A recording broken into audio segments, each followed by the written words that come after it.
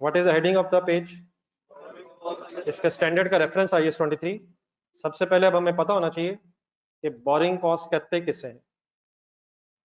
तो बोरिंग का बेटा मीनिंग होता है लोन, बोरो, फंड्स बोरो करना। अगर कभी बोरिंग वर्ड हो तो बोरिंग सिंपली मीन्स हम लोन की बात कर रहे हैं। और वो कौन सी कॉस्ट है जो बोरिंग की वजह से हमें पे करनी पड़ती है? सबसे इंपॉर्टेंट उसमें इंटरेस्ट है। तो जब भी कभी बोरिंग कॉस्ट का वर्ड आएगा तो हमारे जेन में क्या डेफिनेशन आनी चाहिए, जरा नेक्स्ट लाइन में आ जाए। बोरिंग कॉस्ट की डेफिनेशन कुछ इस तरह से लिखी हुई है, इंटरेस्ट। नॉर्मली तो बोरिंग कॉस्ट मींस वो कॉस्ट जो हम बोरिंग की वजह से पे करते हैं, and that is primarily interest की बात हो रही है। लेकिन some time bank interest and other related cost that an entity incurs in connection with the borrowing of funds. Kindly जरा मुझे 5 मिनट जरा देने, मैं जरा अपनी पूरी बात आपके सामने सही तरह डिटेल में रखूंगा। एज इट इज, जरा सेंटेंस दोबारा पढ़ना। Interest and other related cost that an entity incurs in connection with boring of funds. ऐसा एक्सपेंस जो इस वजह से हुआ है क्योंकि हमने, एंटिटी मींस कंपनी है, एंटिटी का मतलब यहाँ एक बिजनेस कंपनी की बात हो रही है। एक ऐसा एक्सपेंस जो सिर्फ इसी वजह से इंकर हुआ है क्योंकि हमने एज अ कंपनी फंड्स बोरो किए हुए थे, मींस लोन लिया हुआ था। इन अदर वर्ड्स, अगर हम बोरो ना करते तो फिर जो खर्चा ना होता, जो किस वजह से हुआ है और कब ना होता। बोरो किया है तो खर्चा हो रहा है, बोरो ना करते तो खर्चा नहीं होना था। तो ऐसा खर्चा जो बोरिंग ऑफ फंड्स की वजह से कंपनी को इंकर करना पड़ रहा है उसे बोरिंग कॉस्ट कहते हैं। और उसकी एग्जांपल में नंबर 1 तो इंटरेस्ट एक्सपेंस ही है। लेकिन समटाइम्स बैंक्स जो है, जब आप उनसे कोई लोन लेते हैं तो अपनी कोई इनिशियल वन टाइम फीस भी पे करते हैं। अदर रिलेटेड कॉस्ट वर्ड लिखा हुआ है, इसको समझने के लिए नेक्स्ट लाइन में आएगा। अदर रिलेटेड कॉस्ट मींस है, या अदर रिलेटेड कॉस्ट में शामिल है कुछ bank charges deducted by bank at the time of disbursement of loan. के वर्ड्स अंडरलाइन करें। डिसबर्समेंट ऑफ लोन का मतलब होता है at the time of giving of loan. जिस वक्त बैंक लोन देते हैं उस टाइम बैंक चार्जेस के नाम से भी कुछ पैसे कंपनी से रिसीव करते हैं। अब उससे अगली लाइन में एक मिनट जरा। अब बैंक चार्जेस को हमारा एग्जामिनर जो है वो डिफरेंट नेम से क्वेश्चन में स्पेसिफाई करता है। फर्स्ट लाइन में वापस जाए। इंटरेस्ट का तो होपफुली सबको पता है। अदर रिलेटेड कॉस्ट की बात हो रही है तो सेकंड लाइन में जब हम आए तो related cost mean bank charges. अब बैंक चार्जेस मींस वो पैसे जो बैंक कंपनी से ले रहा है। किसका एक्सपेंस? किसी इनकम। कंपनी का एक्सपेंस होगा, बैंक की इनकम है। असल में जब लोन निगोशिएट होता है तो निगोशिएशन में जब बैंक एग्री कर जाता है तो इनिशियली भी कुछ अपनी फीस लेता है, उसका भी यहाँ बैंक चार्जेस लिखा हुआ है। लेकिन एग्जामिनर डिफरेंट क्वेश्चंस में बैंक चार्जेस के लिए 3 तरह के नाम इस्तेमाल करता है। तो थर्ड लाइन में आएगा, third line different names of bank charges used in question number one arrangement fee, loan processing charges या कमिटमेंट फी। लोन प्रोसेसिंग चार्जेस मीन जब लोन प्रोसेस हो रहा था, डॉक्यूमेंट्स बन रहे थे, तो बैंक कहता है जी जो मेरा इस वक्त डॉक्यूमेंटेशन चार्जेस या लोन की प्रोसेसिंग में खर्चा हुआ है वो भी बोरोर ही पे करेगा जो पैसे ले रहा है। कभी कभी इसी के लिए लोन प्रोसेसिंग चार्जेस के साथ कमिटमेंट फीस, लोन एग्री करने के पैसे हैं, या sometimes arrangement of the loan fees भी कहते हैं इसे। ये किस चीज के ही 3 नाम यहाँ लिखे हुए हैं। और बैंक चार्जेस ये वन टाइम देने पड़ते हैं कंपनीज को, बैंक्स को। तो this is other related cost incurred in connection with the boring. In other words, वो बैंक चार्जेस जो कंपनी को देने पड़ रहे हैं या वो इंटरेस्ट जो कंपनी को लोन की वजह से साथ साथ देना पड़ेगा, उस सब को अगर इकट्ठा कलेक्टिवली बोलना हो तो उसके लिए वर्ड क्या है? Borrowing cost. तो बोरिंग कॉस्ट जब वर्ड आएगा उसमें इनिशियली तो इंटरेस्ट जरूर शामिल है, लेकिन समटाइम्स इंटरेस्ट के अलावा वो बैंक चार्जेस भी शामिल होंगे जो कंपनी को पे करने पड़े हैं बैंक को at the time of disbursement of the loan. और एग्जामिनर किन किन नामों से उन बैंक चार्जेस को रेफर करता है? अरेंजमेंट फी, लोन प्रोसेसिंग चार्जेस या कमिटमेंट फी। आप कुछ यहाँ तक बात मेरी समझ आ गई है? मेरी तरफ जरा देख के बताएं, बोरिंग कॉस्ट किसे कहते हैं? इंटरेस्ट और उन चार्जेस को जब बैंक को देने पड़ते हैं बिकॉज कि हमने बैंक से लोन लिया है। जो अदर रिलेटेड चार्जेस हैं वो क्वेश्चन में किस किस नाम से आ सकते हैं?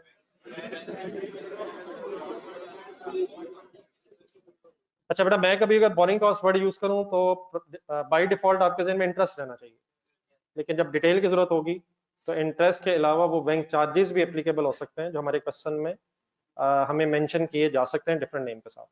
अब क्लियर है यहाँ तक? फोर्थ लाइन में आ जाए। एक नेक्स्ट एरो ढूंढे जरा, different types of loans borings.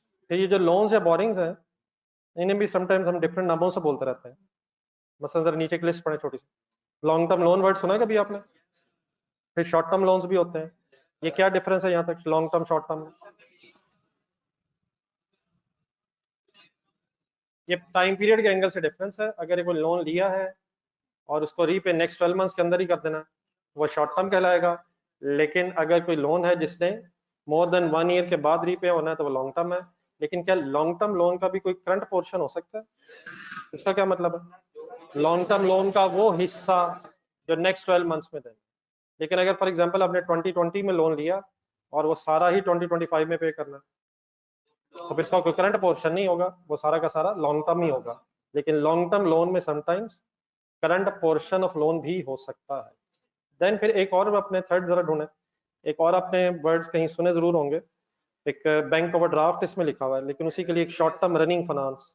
तो ये इंटरचेंजेबल वर्ड्स हैं, लाइबिलिटी है। और हमेशा अगर आप जेन में ला सकें, फाइनल अकाउंट्स के क्वेश्चन में आपने पीआरसी में जरूर ये चीज देखी होगी, बैंक ओवरड्राफ्ट हमेशा करंट लाइबिलिटीज में लिखा होता है और जनरली सबसेंड में लिखा होता है। उसकी वजह ये भी शॉर्ट टर्म लोन के लिए एक नाम है। शॉर्ट टर्म लोन ही होता है, जैसे ही बैंक डिमांड करता है आपको रीपे करना पड़ता है। तो बैंक ओवरड्राफ्ट भी एक लोन ही है और जनरली ये शॉर्ट टर्म लोन है। और बैंक ओवरड्राफ्ट ही का एक और नाम शॉर्ट टर्म रनिंग फाइनेंस के एंगल से लिखा हो, means bank overdraft word use किए हो या short term running finance word use किया हो, ये एक ही चीज के नाम है। और शॉर्ट टर्म लोन्स हैं, देयर पर ये हमेशा करंट लाइबिलिटीज में स्टेटमेंट ऑफ फाइनेंशियल पोजीशन में आपको नजर आता भी था और आएगा भी। तो ये सिर्फ आपके सामने एक लिस्ट सॉर्ट ऑफ आई है कि जिन नामों से हमें पहले ही बोरिंग्स का आइडिया है। मैं वर्ड आपके सामने कोई बोरिंग यूज करूं कि हमने फंड्स बोरो किए हैं, या मैं आपसे कहूँ बैंक से लोन लिया है, क्या हम एक ही चीज की बात कर रहे हैं? और इस वक्त लोन लेने की बहस हो रही है, लोन देना इस वक्त हमारी डिस्कशन में नहीं है। क्योंकि अगर लोन देंगे आप किसी को तो फिर जो इंटरेस्ट है या कोई और वो चीज़ है वो आपकी इनकम बननी है। तो यहाँ हम कॉस्ट की बहस कर रहे हैं, बोरिंग कॉस्ट। तो हमने अगर फंड्स बोरो किए हैं, मींस लोन लिए हैं, तो उस पर जो इंटरेस्ट दे रहे हैं और अगर कोई रिलेटेड चार्जेस भी हैं तो उनको बोरिंग कॉस्ट बोलते हैं। तो what is the context of the story? हमने लोन लिए हुए हैं या दिए हुए हैं? और लोन्स को ही बोरिंग भी बोला जाता है। और लोन का जो खर्चा है, लोन की वजह से जो खर्चा है, वो बोरिंग कॉस्ट कहलाता है। अब मैं यहाँ एक सेकंड रुकता हूँ, आप जरा इंडिविजुअली भी पढ़ लें यहाँ तक ऊपर से लेकर। कोई अगर आप जहाँ तक जहन में कोई क्वेश्चन आता है तो बताएं। फुली इन्वॉल्व रहें, चीज़ें मुश्किल नहीं है, लेकिन अगर इधर उधर जहन जाएगा, डिस्टर्बेंस होगी तो डेफिनेटली बात सही समझ नहीं आती।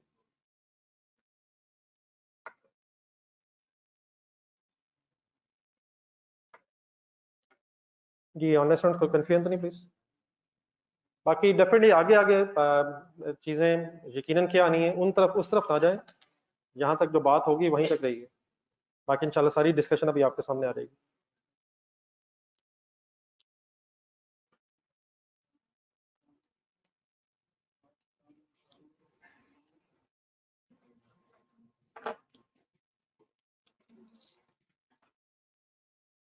जी चलो आगे।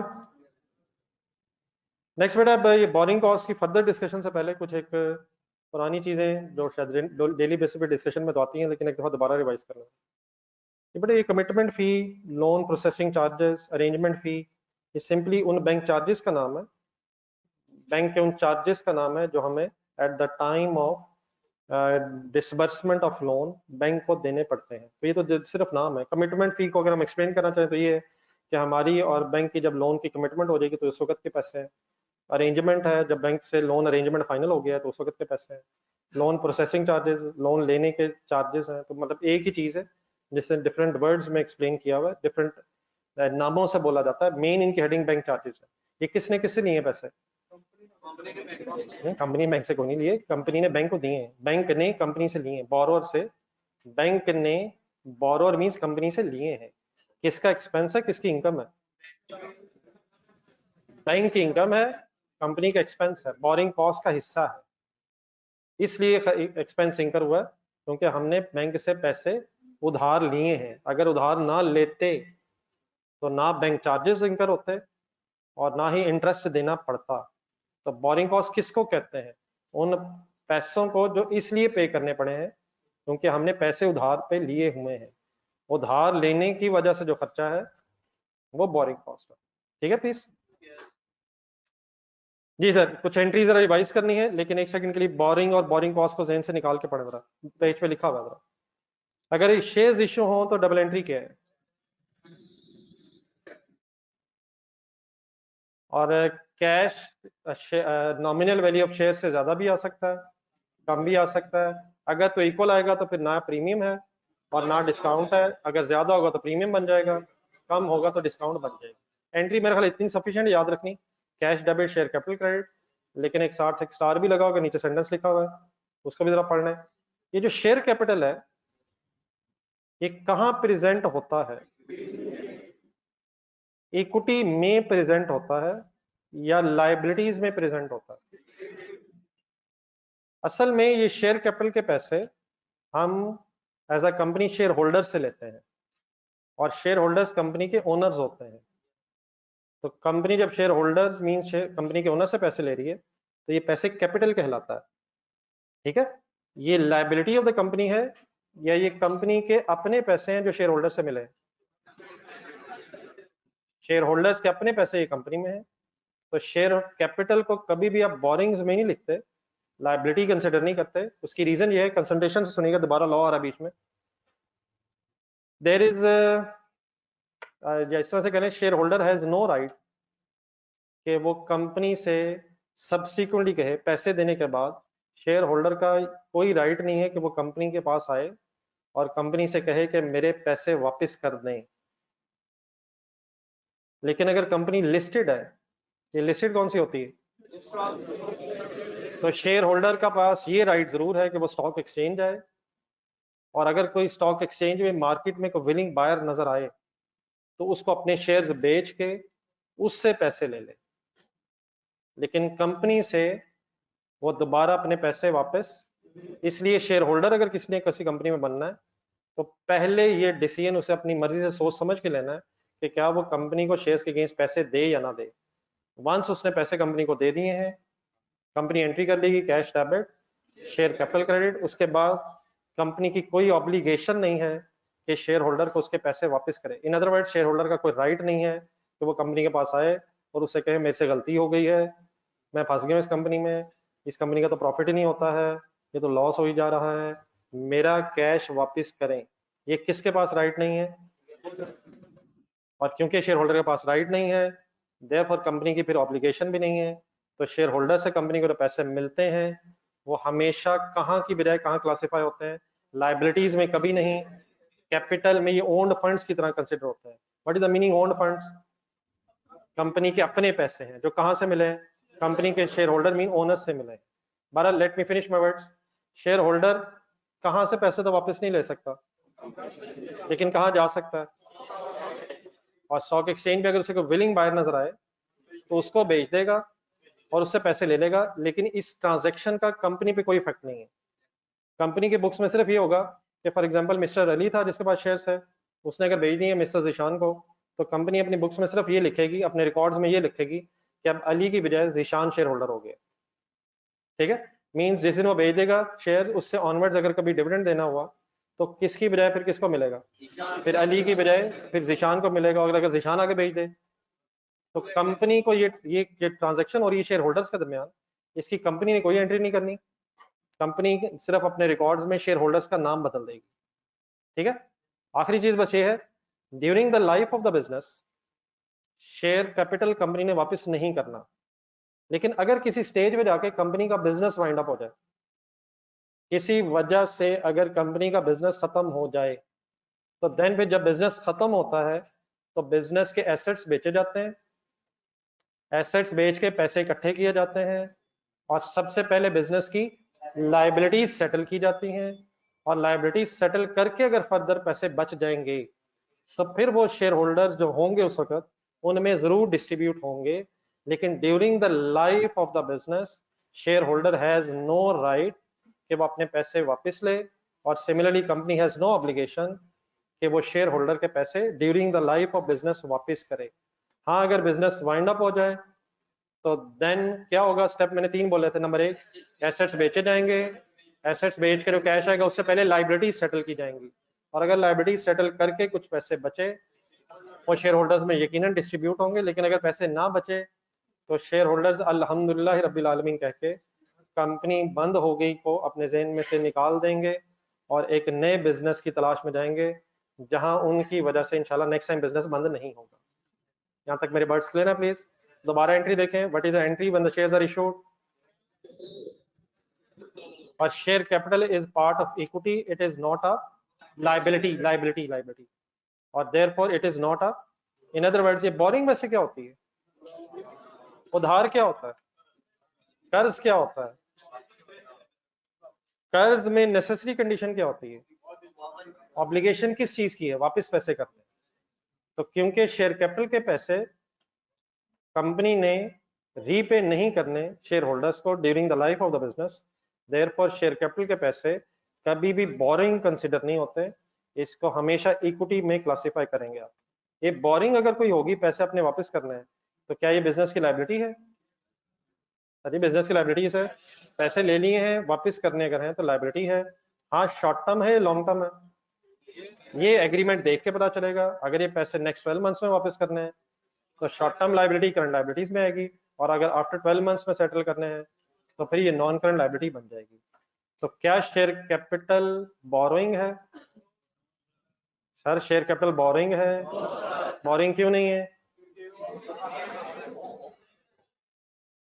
शेयर कैपिटल बोरिंग इसलिए नहीं है क्योंकि पैसे रीपेबल नहीं है to shareholders during the life of the business. अच्छा ये during the life of the business का मतलब क्या है?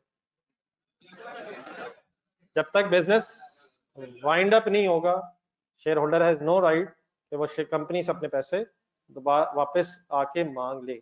आई होप कि मैंने कुछ समझा दिया आप लोगों को। सेंटेंस दोबारा पढ़े जो एंट्री के नीचे लगा हुआ था, share capital is presented in equity, it is not a borrowing. Any confusion? जी ऑनलाइन स्टूडेंट्स, कोई क्वेश्चन अगर जहन में आता हो?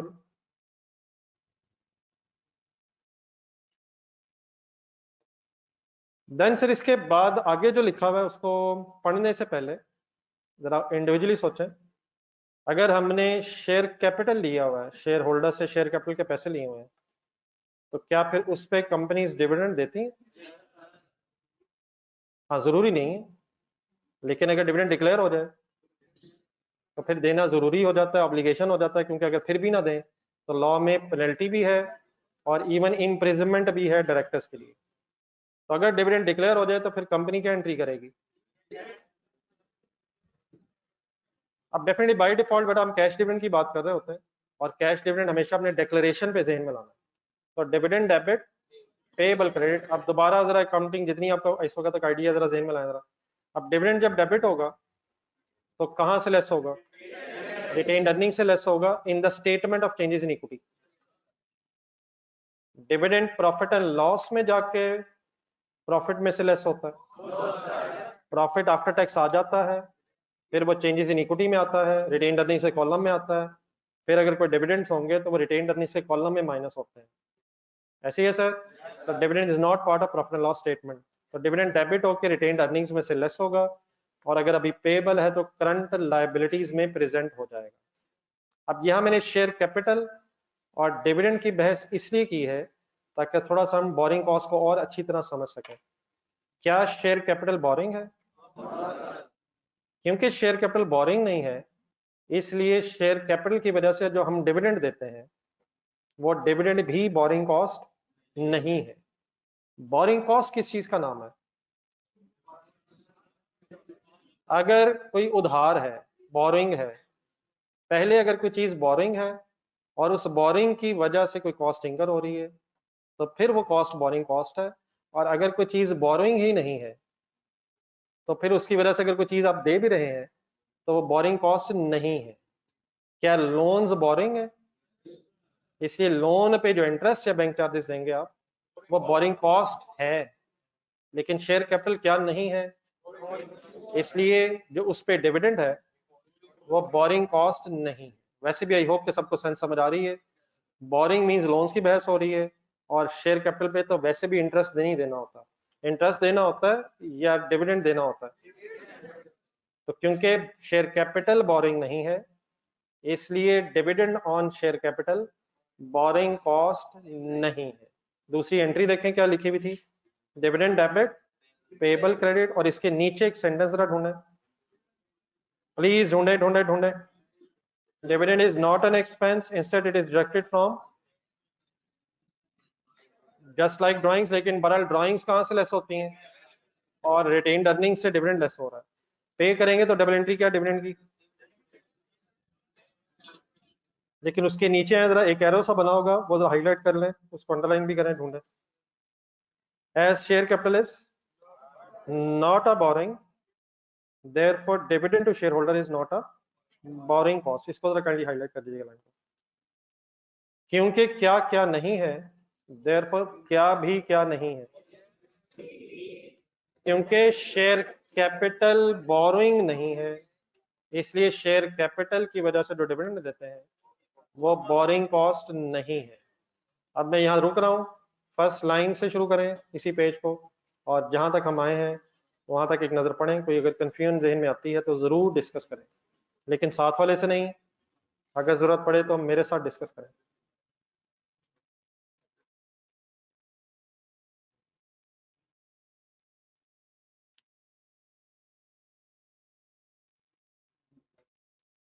जी ऑनलाइन स्टूडेंट्स चल रहे हैं साथ।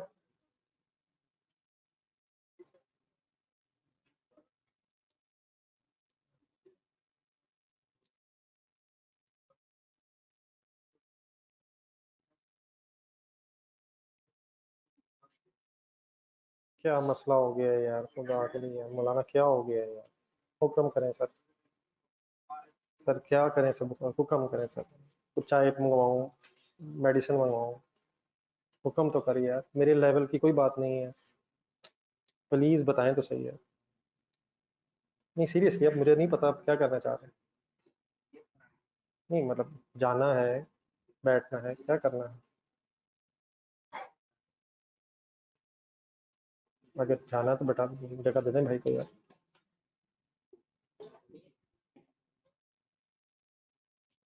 ये अदर चार्जेस बेटा उन बैंक चार्जेस को कहते हैं जो सम टाइम बैंक लेता है एट द टाइम जिस टाइम पे वो कंपनी को लोन देता है, ठीक है। Please have a seat mister Daniyal. ये एनी कंफ्यूजन है?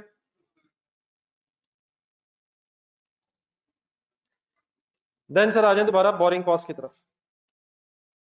नेक्स्ट लिखी हुई heading treatment of borrowing cost. एक सेकंड के लिए बुक बंद करके जरा रजिस्टर खुला हुआ। ये तीन चार जरा डेफिनेशन जरा थोड़ी सी याद भी करनी है, इसलिए लिख के करते हैं। ये शॉर्ट टर्म रनिंग फाइनेंस बेटा बैंक ओवरड्राफ्ट ही का एक नाम होता है, बैंक ओवरड्राफ्ट ही को शॉर्ट टर्म रनिंग फाइनेंस भी कहते हैं। बुक्स बंद कर दें, रजिस्टर को पेज ढूंढें, उस पर हेडिंग लिखें treatment of borrowing cost. Please लिख के कीजिएगा, ये कुछ वर्ड्स ऐसे हैं इसमें आने हैं जो जरा सही तरह याद होने चाहिए, तो मेरा ख्याल है लिखने से जरा कोशिश करते हैं कभी याद हो जाए।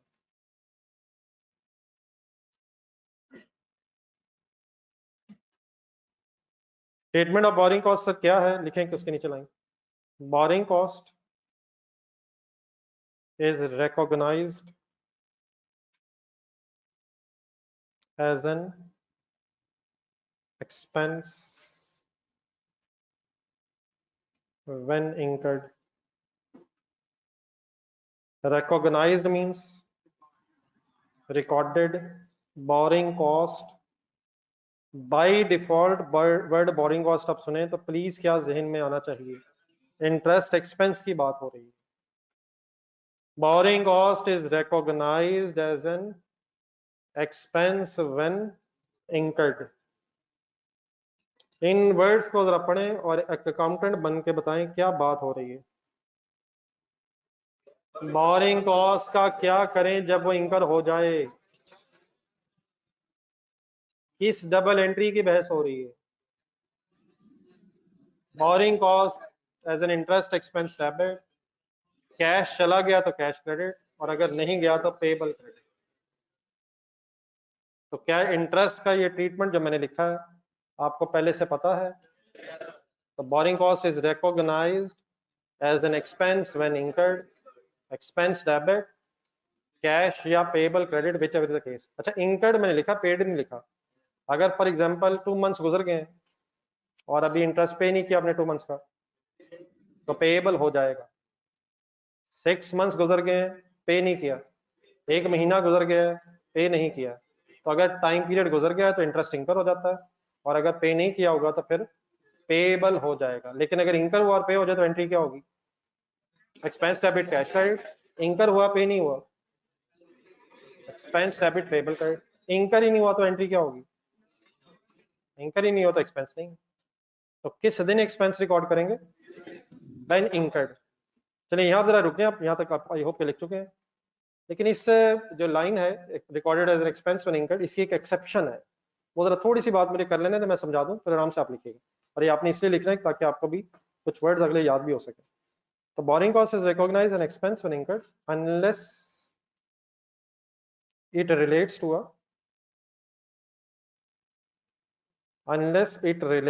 a qualifying asset। कुछ नए वर्ड्स अभी आ रहे हैं, चलो मैं सारा एक्सप्लेन करता हूँ। unless it relates to a qualifying asset, in that case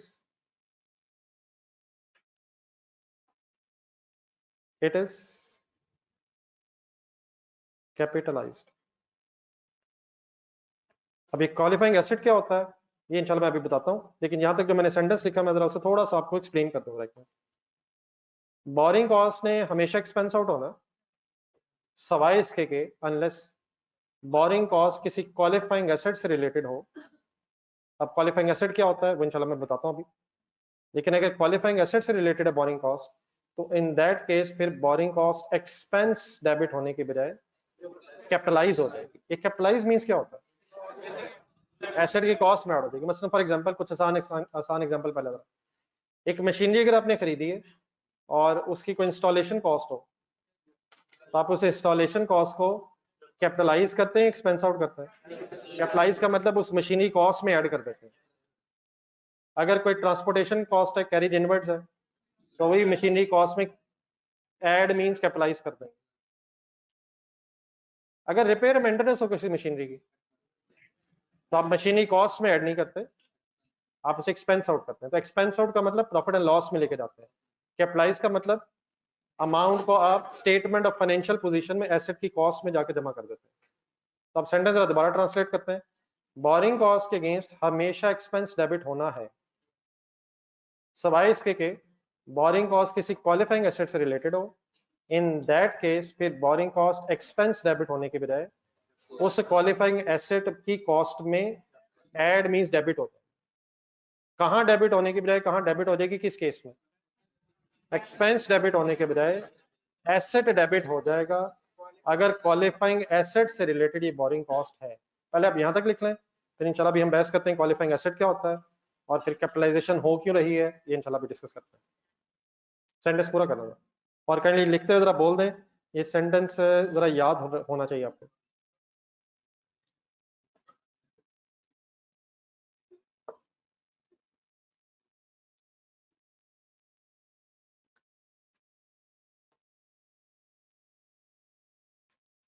Borrowing cost is recognized as an expense means borrowing cost को हमेशा एक एक्सपेंस के तौर पे डेबिट करें सवाए इसके कि बोरिंग कॉस्ट किसी क्वालिफाइंग एसेट से रिलेटेड हो। उस केस में एक्सपेंस डेबिट करने की बजाय जिस क्वालिफाइंग एसेट से वो रिलेटेड है उसकी कॉस्ट में डेबिट मींस ऐड करते हैं। नोट कर लिया? अब आ जाए जरा क्वालिफाइंग एसेट क्या होता है, इसकी भी एक डेफिनेशन लिखो।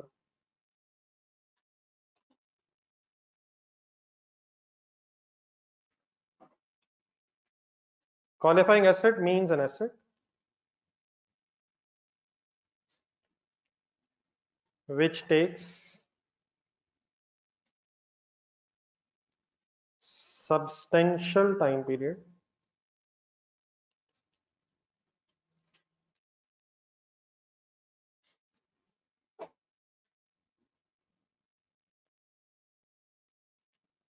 अब इस डेफिनेशन में भी कुछ वर्ड्स ऐसे आएंगे जो फिर मैं भी एक्सप्लेन करता हूँ।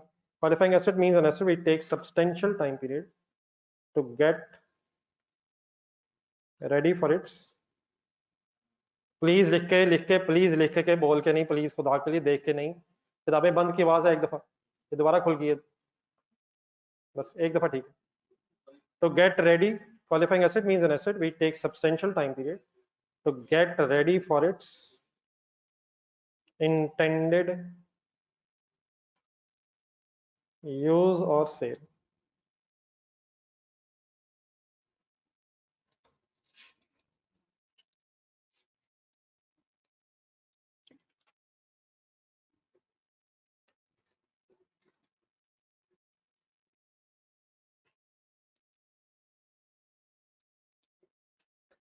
जो लोग लिख लेंगे जरा कर लिए एक दफा आराम से जरा पढ़ें रुक रुक के।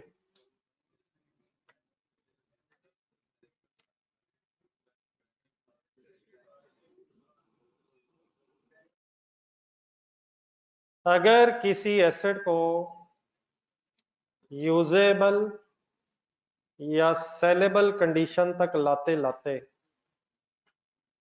सब्सटेंशियल टाइम पीरियड लग जाए तो उस एसेट को कहते हैं क्वालिफाइंग एसेट। ये नोट कर लिया आपने? आए जरा मेरे से जरा इन वर्ड्स का जरा मीनिंग सुनो। सबसे पहले ये जो डेफिनेशन हमने लिखी क्वालिफाइंग एसेट की, इसके जरा एंड पे है, जरा एंड में दो वर्ड्स हैं, यूज और सेल। बिजनेस में कोई यूज के लिए एसेट्स होते हैं, प्रॉपर्टी प्लांट इक्विपमेंट की बात हो रही है, प्रॉपर्टी प्लांट इक्विपमेंट ज़हन बनाया जरा, कौन से एसेट्स होते हैं? Held for use in production for Edmund purposes and they have a useful life of more than 1 year. Held for use, ये मशीन अगर प्रॉपर्टी प्लांट इक्विपमेंट है, बिल्डिंग प्रॉपर्टी प्लांट इक्विपमेंट है, ये बेचने के लिए, बेचने के लिए अगर एसेट्स हैं तो प्रॉपर्टी प्लांट इक्विपमेंट कहते हैं या इन्वेंट्री कहते हैं। तो यूजेबल कंडीशन तक लाते लाते मींस कि प्रॉपर्टी प्लांट इक्विपमेंट के आइटम है। फॉर एग्जांपल को बिल्डिंग बना रहे हैं आप, उस बिल्डिंग को बनाने में सब्सटेंशियल टाइम पीरियड अगर इन्वॉल्व है, अब सब्सटेंशियल टाइम पीरियड क्या होता है ये भी इंशाल्लाह मैं अभी बताता हूँ, लेकिन अगर बिल्डिंग को बनाते बनाते सब्सटेंशियल टाइम पीरियड लग रहा है तो ऐसी बिल्डिंग क्या कहलाएगी? Qualifying asset. अगर कोई मशीनरी बनाते हुए, खरीदते हुए, इंस्टॉल करते हुए सब्सटेंशियल टाइम पीरियड लग गया तो वो मशीनरी भी क्वालिफाइंग एसेट हो सकती है। तो इट मींस जो यूजेबल एसेट्स हैं वो क्वालिफाइंग एसेट हो सकते हैं अगर सब्सटेंशियल टाइम पीरियड लग जाए। लेकिन एक दूसरा वर्ड भी बीच में है, सेल के लिए कौन से एसेट्स होते हैं? उन्हें फिर हम इन्वेंट्री या स्टॉक कहते हैं। IS2 की बहस हो रही है शायद, सही है। Property plant equipment means IS16 की बहस हो रही है। इन्वेंट्री, अगर कोई मशीनें आप बना रहे हैं बेचने के लिए, मशीनें बना रहे हैं बेचने के लिए, तो वो मशीन IS16 में प्रॉपर्टी प्लांट इक्विपमेंट कहलाएगी या IS2 में जाके इन्वेंट्री कहलाएगी? मशीनें बेचना अगर आपका बिजनेस है तो वो मशीनें प्रॉपर्टी प्लांट इक्विपमेंट नहीं है, उसे फिर आप IS2 के मुताबिक लोअर ऑफ कॉस्ट NRV की बेस पे मैयर करेंगे। तो सेलेबल एसेट्स भी हो सकते हैं जिन्हें हमने अल्टीमेटली बना के बेचना, और यूजेबल एसेट्स भी हो सकते हैं। ये मेरे वर्ड्स को समझ आए हैं? यूज के लिए भी एसेट्स हो सकते हैं, ऐसे एसेट जिन्हें हम बना रहे हैं इसलिए ताकि अल्टीमेटली उसे यूज कर सकें, और ऐसी चीजें भी हो सकती हैं जिन्हें हम इसलिए बना रहे हैं ताकि हम उन्हें अल्टीमेटली बेच सकें। तो अगर बेचने की बहस होगी तो इन्वेंट्री की बात हो रही है, और अगर यूज की बहस हो रही है तो property plant and equipment PP या IS16 की बहस हो रही है। एक और जरा ट्रांसलेशन कर लेते हैं जरा। सब्सटेंशियल टाइम पीरियड का मतलब एग्जाम पॉइंट ऑफ व्यू से जब भी हम कभी क्वेश्चन कर रहे होंगे तो substantial time period means minimum, ये तरह एक्सप्लेन कर लें जरा थोड़ा थोड़ा देखिए जरा, मिनिमम 5 to 6 months अगर किसी एसेट को बनाते हुए यूजेबल या सेलेबल कंडीशन में लाते लाते 5 to 6 months कम से कम लग जाए तो फिर हम इस स्टैंडर्ड के मुताबिक समझेंगे कि सब्सटेंशियल टाइम पीरियड लग रहा है। ये मैंने 5 to 6 months क्या बताया, मैक्सिमम या मिनिमम?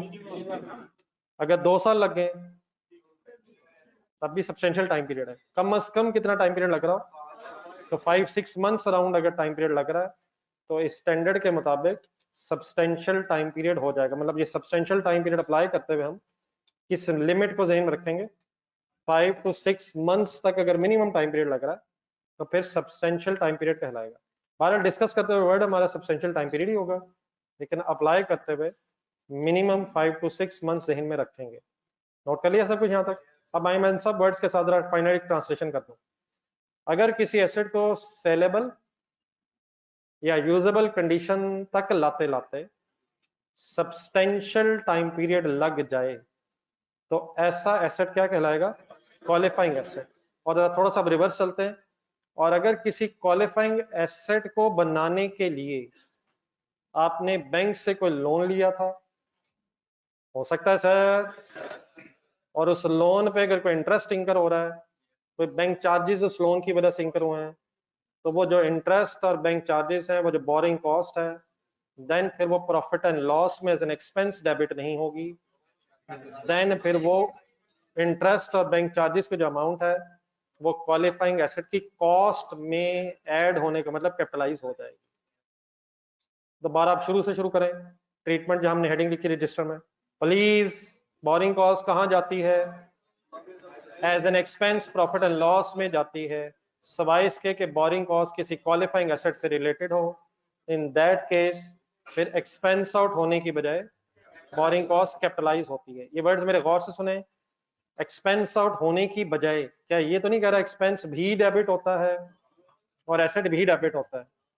अगर क्वालिफाइंग एसेट इन्वॉल्व नहीं है तो बोरिंग कॉस्ट के अगेंस्ट एक्सपेंस डेबिट होगा, लेकिन अगर क्वालिफाइंग एसेट इन्वॉल्व है और क्वालिफाइंग एसेट से रिलेटेड कोई बोरिंग कॉस्ट है तो फिर एक्सपेंस डेबिट होने की बजाय कैपिटलाइज का मतलब एसेट की कॉस्ट में बोरिंग कॉस्ट उसी तरह ऐड होगी जिस तरह इंस्टॉलेशन कॉस्ट ऐड होती है, जिस तरह कैरेज इनवर्ड्स ऐड होता है, एंड अदर रिलेटेड कॉस्ट जो एसेट को वर्किंग कंडीशन में लाने के लिए होते हैं। एक एग्जांपल कहीं गलत तरफ ना चले जाएगा। लेट्स अज्यूम आप कोई बिल्डिंग बना रहे हैं, हेड ऑफिस की बिल्डिंग या फैक्ट्री बिल्डिंग बना रहे हैं। इस बिल्डिंग को बनाते बनाते सपोज 2 years का टाइम लगना है, क्वालिफाइंग एसेट बन जाएगी बिल्डिंग। लेकिन इस बिल्डिंग को बनाने के लिए अल्हम्दुलिल्लाह पैसे आपके पास अपने अवेलेबल थे और आपको किसी लोन को अरेंज करने की जरूरत नहीं पड़ी। बिल्डिंग तो टाइम ले रही है, लेकिन इस बिल्डिंग को बनाने के लिए कोई लोन ही अगर नहीं है तो उस पर कोई इंटरेस्ट भी इनकर नहीं होगा और कैपिटलाइजेशन का सवाल ही पैदा नहीं होगा। लेकिन अगर बिल्डिंग बना रहे हैं, अपने पास सफिशिएंट पैसे नहीं थे, बैंक से लोन लेना पड़ा इस बिल्डिंग को बनाने के लिए, अब उस लोन पे जो इंटरेस्ट देना होगा वो इंटरेस्ट कहाँ की बजाय कहाँ आएगा, प्रॉफिट एंड लॉस में जाने की बजाय एसेट की कॉस्ट में कैपिटलाइज हो जाएगा। बात मेरी प्लीज क्लियर हो गई है सर? क्या हर एसेट क्वालिफाइंग एसेट है? दोबारा डेफिनेशन जरा देखें जो क्वालिफाइंग एसेट की पढ़ी आपने। क्या हर एसेट क्वालिफाइंग एसेट है? अगर आपने कोई व्हीकल खरीदी है, बनी बनाई कोई व्हीकल खरीदी है और जैसी खरीदी अवेलेबल फॉर यूज है, तो क्या व्हीकल एसेट है? एसेट है, एसेट से इनकार न कीजिए, एसेट है, लेकिन कौन सा नहीं है? लेकिन अब बहुत से अगला सवाल सुने, सपोज व्हीकल्स खरीदने के लिए बैंक से लोन लेना पड़ा है और उस लोन पे अब इंटरेस्ट देना है, तो अब व्हीकल्स क्वालिफाइंग एसेट हो गई हैं। व्हीकल्स अगर खरीदी हैं और अवेलेबल फॉर यूज हैं तो ये क्वालिफाइंग एसेट क्योंकि नहीं है, इसलिए अब चाहे लोन लिया है या नहीं लोन लिया है, इंटरेस्ट ने प्रॉफिट एंड लॉस में ही जाना है। पहले चीज को क्या होना चाहिए, क्वालिफाइंग एसेट, फिर अगर उससे रिलेटेड कोई लोन है, बोरिंग कॉस्ट है, तो देन वो बोरिंग कॉस्ट कैपिटलाइज होगी। और अगर कोई चीज बोरिंग, अगर फॉर एग्जांपल कोई क्वालिफाइंग एसेट है ही नहीं, तो फिर इंटरेस्ट प्रॉफिट एंड लॉस में ही बोरिंग कॉस्ट ने जाना है। आप पेज नंबर 55 पे आ जाए जरा, थोड़ा सा बुक से भी पढ़ते हैं।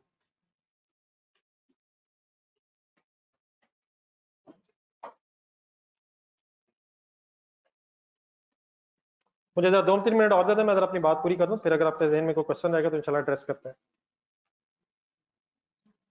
ये फर्स्ट लाइन से इसलिए शुरू कर लें, जरा डेफिनेशन रिवाइज हो जाएगी। लिखवाई मैंने इसलिए थी और दोबारा इसलिए पढ़ रहा हूँ ताकि थोड़ी सी डेफिनेशन याद हो जाए तो अच्छा था। फर्स्ट लाइन से पढ़ा हूँ, कौन सा पेज है जी? बल्कि सॉरी, आपके पास कौन सा पेज है? नहीं, एक क्वालिफाइंग एसेट हेडिंग है उसमें, ये कहीं पिछले पेज पर तो नहीं रह गया? ये पेज 55 ही है जी, पढ़े जरा मेरे साथ तेजी से definition. An asset which take substantial time period to get ready for its intended use और सेल। देन नीचे लिखा हुआ है एसेट फॉर यूज कौन से होते हैं, tangible asset IAS 16, property plant equipment. एक इंटेंजिबल एसेट नेक्स्ट वर्ड लिखा हुआ IAS 38 लिखा हुआ, ये आपके सिलेबस में तो नहीं है, लेकिन अगर थोड़ा सा आइडियाज इनमें रह जाए तो अच्छा। जरा जिस तरह टेंजिबल एसेट्स यूज के लिए हो सकते हैं, उसी तरह समटाइम्स इनटेंजिबल एसेट्स भी यूज के लिए हो सकते हैं। लेकिन बहरहाल मेन चीज कौन सी जहन में रखें आप, टेंजिबल एसेट्स IAS 16 जो आपके सिलेबस में। लेकिन एसेट्स फॉर सेल अगर वर्ड हो तो इसमें किसकी बात हो रही है, IAS 2 मींस इन्वेंटरीज की बहस हो रही है। आज थोड़ा सा और एक्सप्लेन करते हैं। नेक्स्ट हेडिंग है examples of qualifying assets. Depending upon circumstances का यहाँ मतलब ये है कि अगर सब्सटेंशियल टाइम पीरियड लग रहा होगा तो any of the following may be a qualifying asset. Depending upon the circumstances का यहाँ मतलब ये है कि अगर सब्सटेंशियल टाइम पीरियड लग रहा है तो फॉलोइंग क्वालिफाइंग एसेट हो सकते हैं।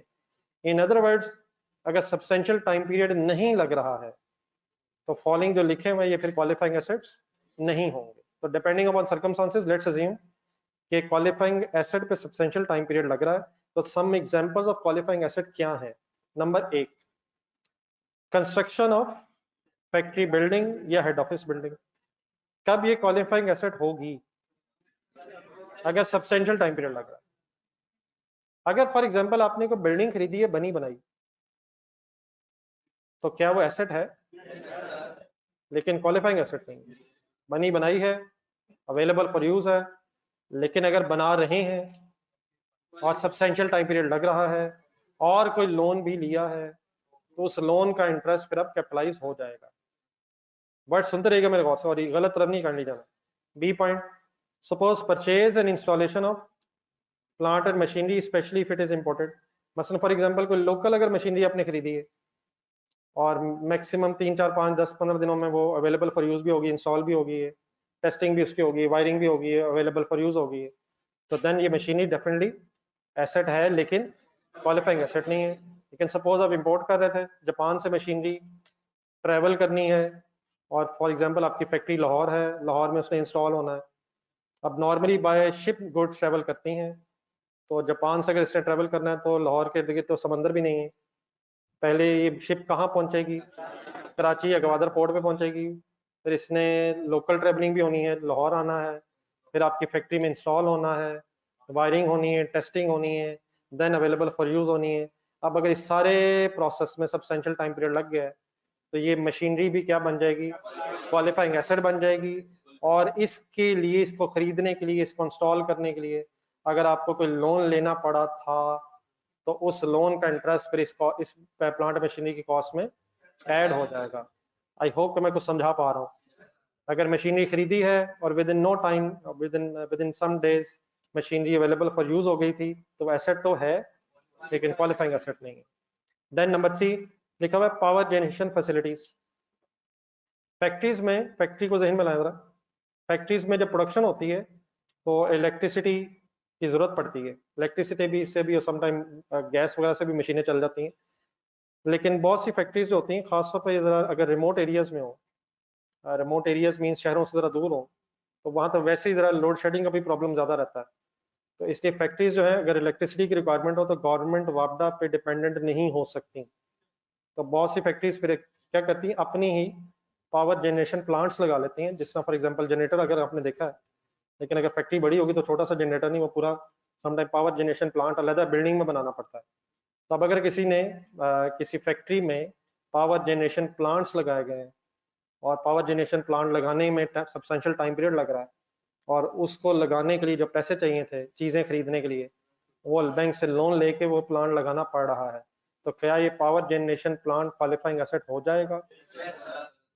और अगर इसके लिए कोई लोन है तो उस बोरिंग कॉस्ट उस पर आएगी, वो फिर पावर जनरेशन प्लांट की कॉस्ट में ऐड हो जाएगी। ये समझ आ गया? पावर जनरेशन प्लांट एक जनरेटर टाइप चीज है, लेकिन डेफिनेटली स्मॉल स्केल नहीं, पूरी फैक्ट्री ने चलना है और फैक्ट्री में फिर बहुत ज्यादा इलेक्ट्रिसिटी कंजम्पशन की जरूरत होती है। तो पावर जनरेशन प्लांट्स अगर अपने बनाए जा रहे हैं, सब्सटेंशियल टाइम पीरियड लग रहा है, तो this can also be a qualifying asset. और देयरफॉर अगर लोन से रिलेटेड है, लोन लिया था इसके लिए और उस पर कोई इंटरेस्ट इंकर हुआ है, तो देन उस बोरिंग कॉस्ट पे कैपिटलाइज कर लेंगे। मेरी बात सबको समझ आ रही है प्लीज? तो ये तो बेटा 3 एग्जांपल्स हो गई क्वालिफाइंग एसेट्स की। देन नीचे 2 पॉइंट्स दिए हुए, जस्ट आपका शॉर्ट ऑफ टेस्ट है, जरा आप भी हेल्प करें जरा। लिखा हुआ assets that are ready for their intended use और सेल व्हेन एक्वायर्ड, खरीदे और किस हाल या किस हाल में है, यूजेबल या सेलेबल कंडीशन में ऑलरेडी है। तो ऐसे एसेट्स क्या नहीं है? फॉर एग्जांपल आपने फर्नीचर खरीदा बना बनाया, कंप्यूटर्स परचेज कर लिए, व्हीकल्स खरीद ली, तो बने बनाए अगर एसेट्स लिए और उन्हें वर्किंग कंडीशन में लाने के लिए टाइम रिक्वायर्ड नहीं है, या अगर है तो सब्सटेंशियल रिक्वायर्ड नहीं है, तो ऐसे एसेट्स तो होंगे लेकिन क्वालिफाइंग नहीं है। और अगर एसेट क्वालिफाइंग नहीं है तो चाहे उसके लोन लिया हो, फिर बोरिंग कॉस्ट कैपिटलाइज होने के बजाय एक्सपेंस आउट ही होगी।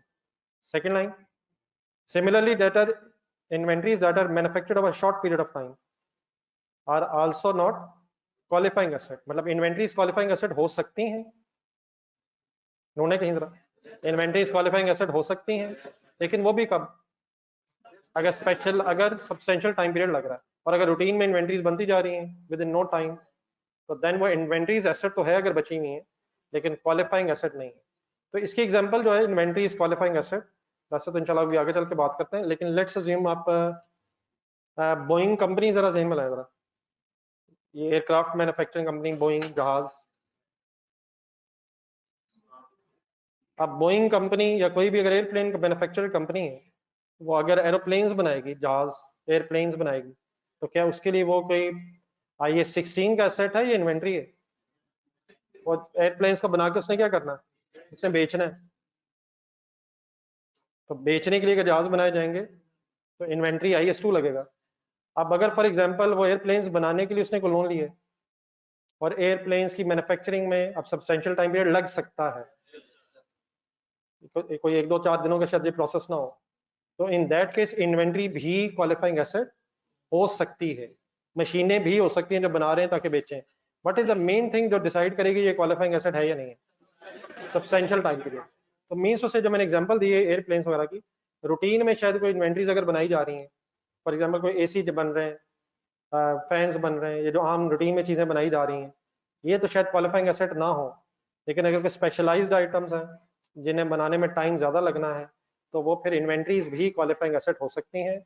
और अगर उन इन्वेंट्रीज को बनाने के लिए पैसे नहीं थे, लोन लेना पड़ा है और उस लोन पे इंटरेस्ट है, तो वो बोरिंग कॉस्ट भी इन्वेंट्रीज की कॉस्ट का पार्ट बन जाएगी।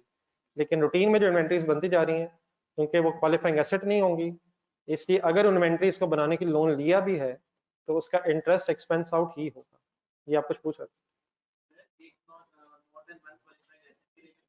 जी जी, वो भी इंशाल्लाह बात करते हैं। ये भी हो सकता है कि लोन जो है वो एक से ज्यादा क्वालिफाइंग एसेट्स के लिए, उस केस में इंशाल्लाह वर्किंग कैसे होगी वो भी बात करते हैं। और ये भी हो सकता है एक क्वालिफाइंग एसेट ही के लिए एक से ज्यादा लोन लियो। मसलन फॉर एग्जांपल आपने को बिल्डिंग बनानी है, उसमें आपका एक्सपेक्टेड है कि 200 मिलियन कॉस्ट आएगी, लेकिन कोई एक बैंक फॉर एग्जांपल ये 200 मिलियन आपको पूरा नहीं दे रहा, तो आपने सपोज 50 मिलियन किसी एक बैंक से HBL से ले लिए, 10 मिलियन फॉर एग्जांपल आपने MCB से ले लिए एंड सो ऑन। तो ये भी हो सकता है कि एक ही क्वालिफाइंग एसेट हो और एक से ज्यादा लोन्स हो जाए, और ये भी हो सकता है कि एक से ज्यादा क्वालिफाइंग एसेट्स बन रहे हो और एक कॉमन लोन हो जाए। तो इंशाल्लाह फिर वर्किंग कैसे होगी, ऐसे ऐसे हमने उधर ही जाना। पहले तो हम ये जरा डिसाइड कर रहे हैं कि क्वालिफाइंग एसेट्स कौन कौन से हो सकते हैं, और क्वालिफाइंग एसेट्स की जैसा स्टोरी क्या है वो जरा मैं चाह रहा हूँ बार बार वर्ड सुनकर जरा यूज टू हो जाएगा। जी हो सकता है जी, इंशाल्लाह फिर वर्किंग करते हैं। एक डी जरा, जस्ट एक सेकंड, एक आखिरी एक डी जरा ढूंढिएगा। ये क्या पढ़ के रहे हैं इस वक्त हम? नहीं मतलब इस वक्त एग्जैक्टली क्या चल रहा है? नहीं बेटा वो तो चल ही रहा है, एग्जाम्पल्स में एक डी आ गए। वो जो डी आया ये अभी हमने पढ़ा नहीं है, इसके साथ IAS 40 लिखे। इन्वेस्टमेंट प्रॉपर्टी की अलग बहस है, और IAS 40 लिख के जरा क्वेश्चन मार्क लगा दें। क्वेश्चन मार्क इन सेंस इंशाल्लाह जब आगे जाएंगे तो यहाँ इसलिए लिखा हुआ कि बाद में जरा कम्प्रीहेंसिव एग्जाम्पल्स आपके सामने आ जाए। तो इन्वेस्टमेंट प्रॉपर्टी भी छोड़ दें, बाकी जो ABC है वो डिस्कस कर लेते हैं। और अगर कोई क्वेश्चन था आपका चाहे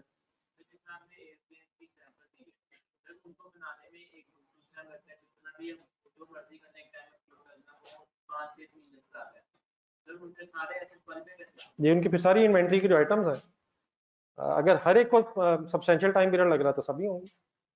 अगर फॉर एग्जांपल प्लेन 1 को बनाने में सब्सटेंशियल टाइम पीरियड लग रहा है तो वो क्वालिफाइंग एसेट है। 2 को भी लग रहा है, 3 को भी लग रहा है, 4 को नहीं लग रहा, 4 सपोज 1 महीने में बन रहा है, तो वो क्वालिफाइंग एसेट नहीं है।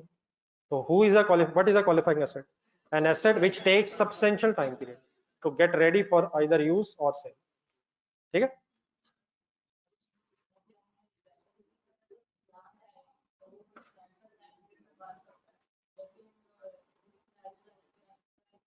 नहीं वो तो फिर जो वेस्टेजेस की बहस है, कोई खर्चा जाया हो गया है उसका क्या होना है, वो इंशाल्लाह फिर बात करते हैं।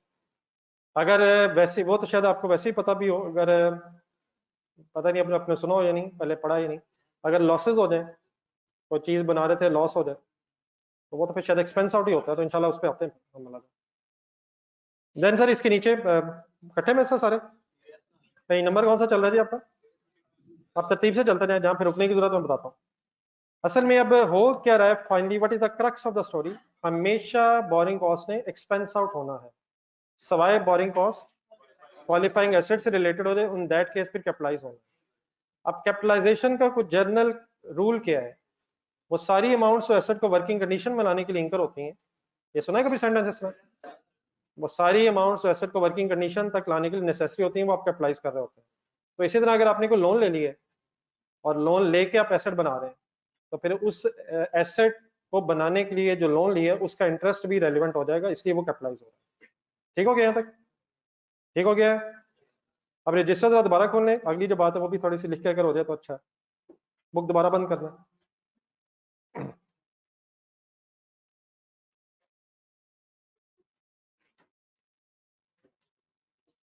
ये क्वालिफाइंग एसेट डिसाइड करने के लिए हमें सब्सटेंशियल टाइम पीरियड देखना है। तो अगर सब्सटेंशियल टाइम पीरियड इन्वॉल्व है तो एसेट एक क्वालिफाइंग एसेट है। फिर डेफिनेटली अगर उसके लिए लोन है तो फिर उस लोन की जो बोरिंग कॉस्ट है वो कैपिटलाइज हो जाएगी। ठीक है साहब? नहीं, IAS 23 तो तभी एप्लीकेबल होगा कि अगर लोन भी हो। अगर फॉर एग्जांपल क्वालिफाइंग एसेट है लेकिन लोन ही नहीं है और इंटरेस्ट ही नहीं है। जी यस, करें सर जनरल बात।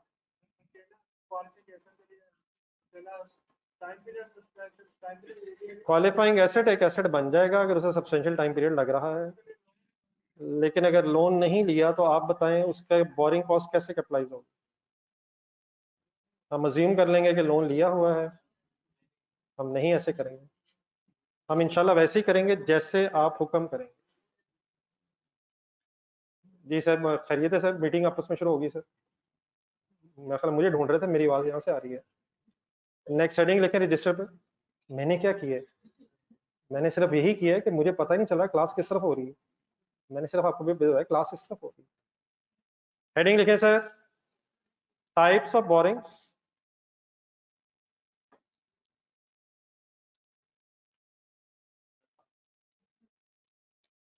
नई नई चीजें प्लीज कंसंट्रेशन सुने।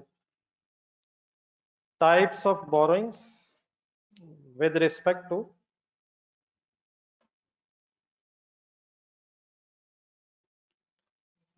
Capitalisation of borrowing cost.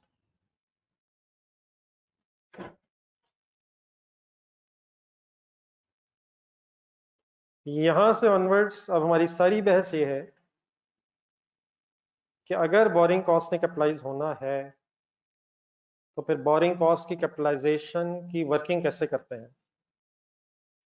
Types of borrowing cost with respect to capitalisation of borrowing cost. In other words, अगर कोई क्वालिफाइंग एसेट है और क्वालिफाइंग एसेट के लिए कोई लोन है और उस लोन पे कोई बोरिंग कॉस्ट है और उसने कैपिटलाइज होना है, तो वो अमाउंट कैसे डिटरमिन करेंगे। हेडिंग लिख ली है सबने? किस चीज की टाइप्स की बात हो रही है? नहीं, बोरिंग कॉस्ट की टाइप नहीं है, ये सही पढ़ लो। बोरोइंग्स की टाइप। अच्छा, बोरिंग और बोरिंग कॉस्ट एक ही चीज है? बोरोइंग क्या है? लोन, उधार। और बोरिंग कॉस्ट क्या है? Interest and other charges. तो बोरिंग कॉस्ट की टाइप्स नहीं पढ़ ली, टाइप्स ऑफ बोरिंग्स, लेकिन किस कॉन्टेक्स्ट में? With respect to capitalisation of borrowing cost. ये ब्रैकेट में कर लो, विद रिस्पेक्ट से और से लेके एंड तक जरा ब्रैकेट में करना। तो there are two types of borrowings. अगर बोरिंग कॉस्ट ने कैपिटलाइज होना है तो बोरिंग्स की दो टाइप्स हैं। Number one, specific borrowings. specific borrowings, and number 2 general borrowings.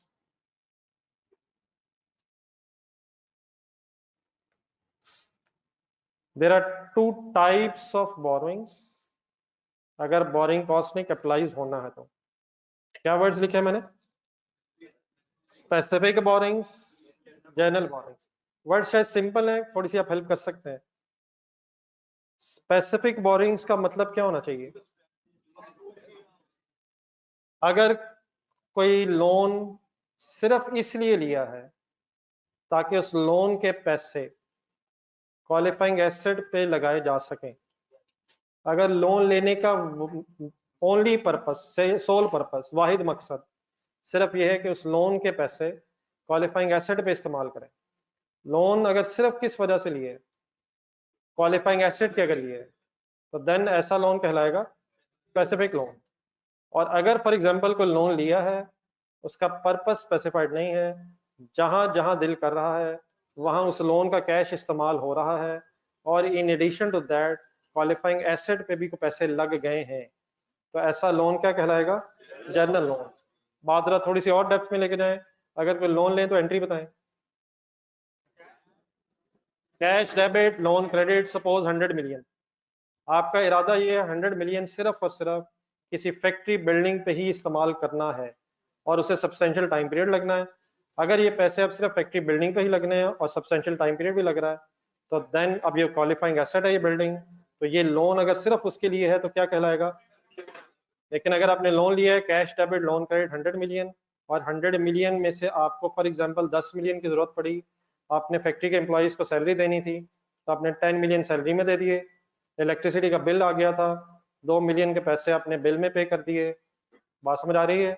और जो पैसे बचे उनमें से कुछ पैसे उठा के अपनी किसी क्वालिफाइंग एसेट पे लगा लिए, तो क्या अब ये लोन स्पेसिफिक कहलाएगा या जनरल कहलाएगा? तो जनरल लोन मींस एक ऐसा लोन जिसका पर्पस डिफाइंड नहीं, जिसका पर्पस सिर्फ क्वालिफाइंग एसेट नहीं है, और अगर किसी लोन का पर्पस डिफाइंड है तो उसको कहेंगे स्पेसिफिक लोन। तो इंशाल्लाह अलग-अलग बहस करते हैं। आप पहले इधर एक सब हेडिंग लिख लें दोबारा, specific boring.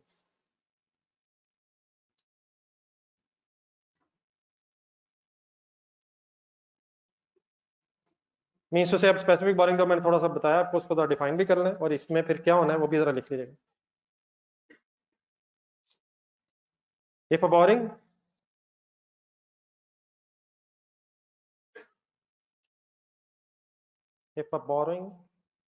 is for the sole purpose of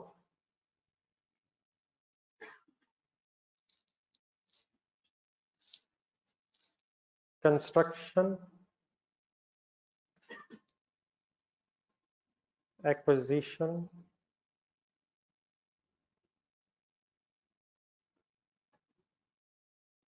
if a borrowing is for the sole purpose of a construction, acquisition or production of a qualifying asset,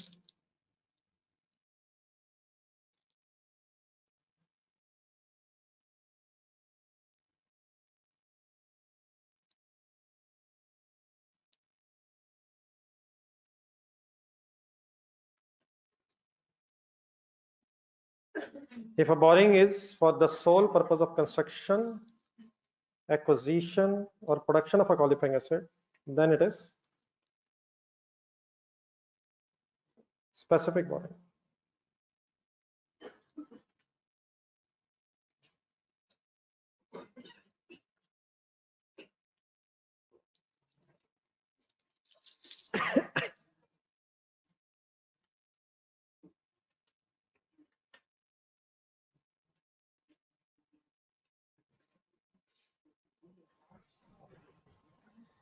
ji, sole purpose का मीनिंग ओनली पर्पस, वाहिद मकसद। अगर किसी boring का वाहिद मकसद क्या है, 3 words हैं, जरा आराम आराम से इनको अलग अलग डिस्टिंग्विश करें। जरा कंस्ट्रक्शन पे रुके, जरा कंस्ट्रक्शन का वर्ड सुन के क्या ज़हन में आ रहा है? फॉर एग्जांपल को बिल्डिंग बना रहे हैं, तो construction of a qualifying asset अगर मकसद है किसी बोरिंग का तो वो स्पेसिफिक बोरिंग है। दूसरा वर्ड ढूंढे एक्विजिशन। एक्विजिशन का मतलब परचेज, हासिल करना। फॉर एग्जांपल कोई बिल्डिंग आपने परचेज की है लेकिन इंस्टॉलेशन करते करते सब्सटेंशियल टाइम पीरियड लग जाना है, तो एक्वायर्ड बिल्डिंग, एक्वायर्ड एसेट भी क्वालिफाइंग एसेट हो सकता है। डिसाइडिंग क्राइटेरिया बार बार क्या है? Substantial time period. और एक वर्ड फाइनली मैंने लिखा प्रोडक्शन। प्रोडक्शन का वर्ड कवर करेगा जब इन्वेंट्रीज की बात होगी। तो कंस्ट्रक्शन मींस किसी एसेट को बनाया जा रहा है, एक्वायर मींस परचेज किया जा रहा है, और प्रोडक्शन के वर्ड में इन्वेंट्रीज आ जाएंगी। तो अगर किसी लोन का सिर्फ मकसद क्या है, या तो किसी क्वालिफाइंग एसेट को बनाना, या किसी क्वालिफाइंग एसेट को परचेज करना, और या किसी क्वालिफाइंग एसेट को प्रोड्यूस करना, तो देन ये बोरिंग कौन सी बोरिंग हो जाएगी? लेकिन अगर किसी लोन के एक से ज्यादा पर्पसेस हैं तो फिर वो स्पेसिफिक बोरिंग नहीं कहलाएगी, फिर वो जनरल हो जाएगी। और जनरल को इंशाल्लाह फिर बाद में हम डिटेल में अभी डिस्कस करेंगे। फिलहाल अब बहस मैंने किसकी शुरू कर दी है? अपने वर्ड्स में जरा ट्रांसलेट करने कर दें, what is specific boring.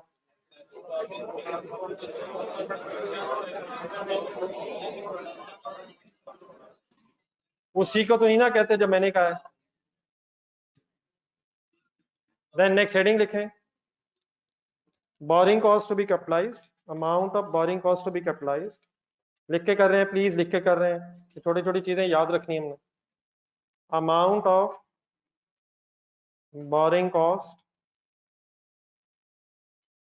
To be capitalised, bracket में लिखें, in case of specific borrowings, amount of borrowing cost to be capitalized in case of specific borrowing। अगर है तो specific borrowing के केस में हम कैसे कैलकुलेट करेंगे कि बोरिंग कॉस्ट की कितनी अमाउंट एसेट की कॉस्ट में ऐड होनी है। इस हेडिंग में हम क्या सीखने लगे हैं कि अगर कोई स्पेसिफिक बोरिंग है तो स्पेसिफिक बोरिंग के अगेंस्ट कितनी बोरिंग कॉस्ट क्वालिफाइंग एसेट की कॉस्ट में ऐड होनी है। सेंटेंस की जो आपने लिखा है, इसकी हेडिंग की हम सेंस समझ आ गई है? क्या बात होने लगी है, जरा प्लीज रिपीट करें कोई। ये तो इंग्लिश में लिखा हुआ है यार, इस इंग्लिश को अगर अपने वर्ड्स में एक्सप्लेन कर दें, किस केस में क्या चीज डिस्कस होने लगी है।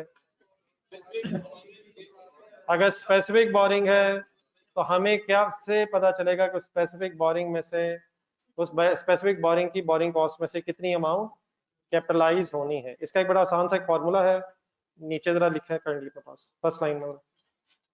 सबसे पहले आप कैलकुलेट करेंगे amount of interest incurred on, या एक मिनट रुक जाए तो अच्छा जरा, जस्ट अ मिनट बात में पूरी कर लो। Amount of interest incurred on outstanding balance of loan. Patience दिखाया करें प्लीज।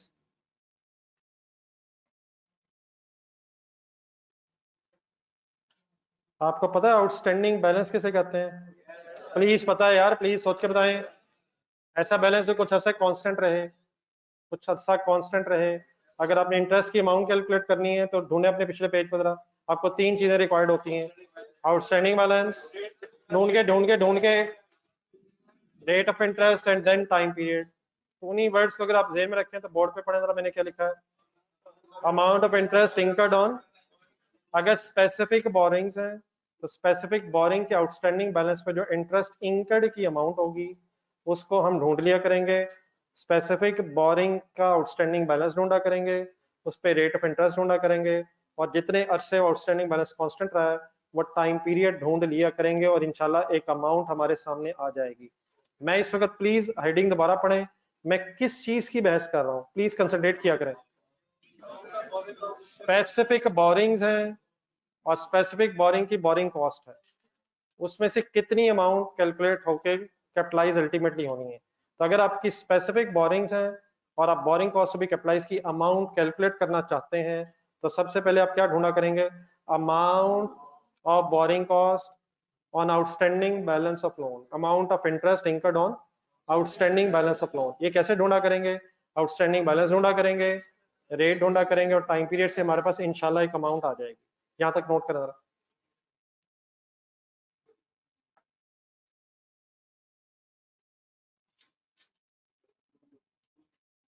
ओ बेटा हमारे किन चक्रों में आप लोग पड़ जाते हो बेटा, प्लीज रिलैक्स किया करें।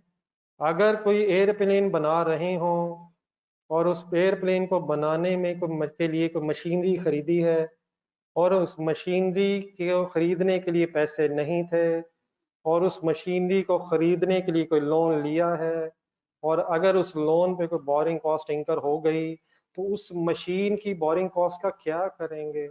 बेटा हमाद इंशाल्लाह जरूर करेंगे यार, पहले ये तो कर ले यार।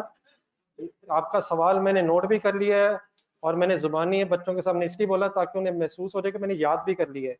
इंशाल्लाह आज रात मैंने बड़ा सोचना है इसके बारे में, कल मैंने ये बात इंशाल्लाह करके छोड़नी है। प्लीज हमाद रिलैक्स यार, एक मिनट रिलैक्स तो कर मेरा भाई। ये भी हो सकता था कि अगर उस मशीनरी के पुर्जे नहीं मिल रहे हैं और उसके पैसे नहीं हैं और वो पैसे हमने कुछ इंग्लैंड से लिए हैं और वो पाउंड्स में लोन है और अमेरिका से डॉलरों में लोन लिया है, फिर क्या होगा? प्लीज ना खौफ ज्यादा हो मेरा भाई, पहले ये लिख ले यार, हौसला कर यार हमारा, ना कर यार प्लीज ना कर, होल्ड ऑन यार होल्ड ऑन। मैंने आपका क्वेश्चन नोट कर लिया है, अल्लाह करे मुझे याद रहे और या अल्लाह मैं इस सवाल का जवाब बना सकूं। हमाद प्लीज रुक जाए यार, ये इतनी देर बाद वैसे जहाज याद आया कहाँ से है? तो जहाज की एग्जाम्पल खत्म हुए 20-25 मिनट गुजर गए, कहीं ये सोचते सोचते नहीं वक्त गुजर गया है? आप लिख रहे हैं सर, मैं हमाद से बात कर रहा हूँ यार।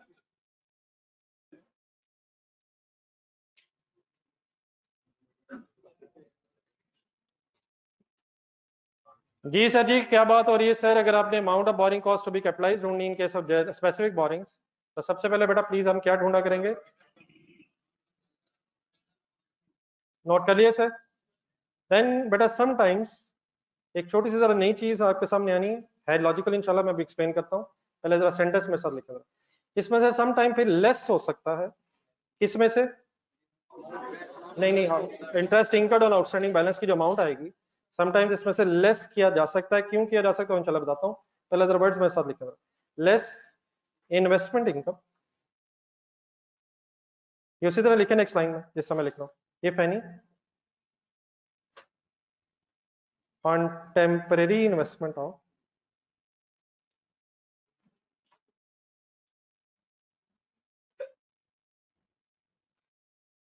surplus funds,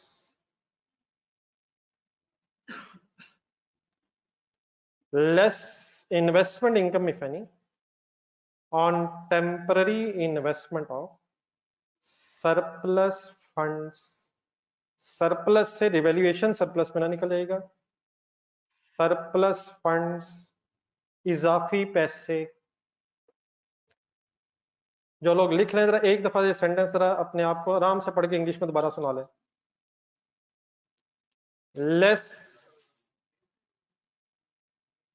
investment income if any on temporary investment of surplus funds.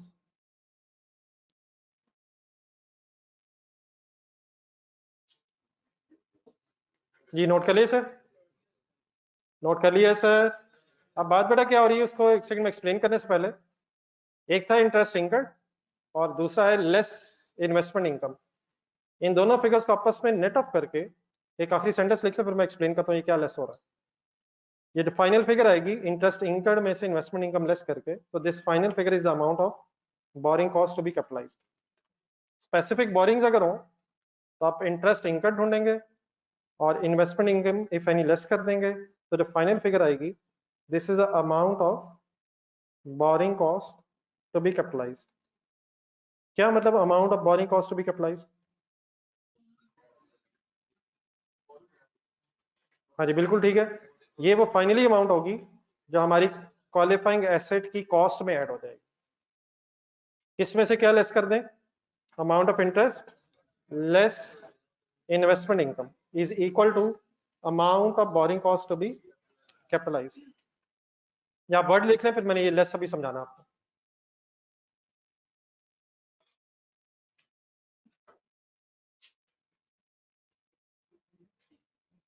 Ji noted है प्लीज। जी ऑनलाइन स्टूडेंट्स,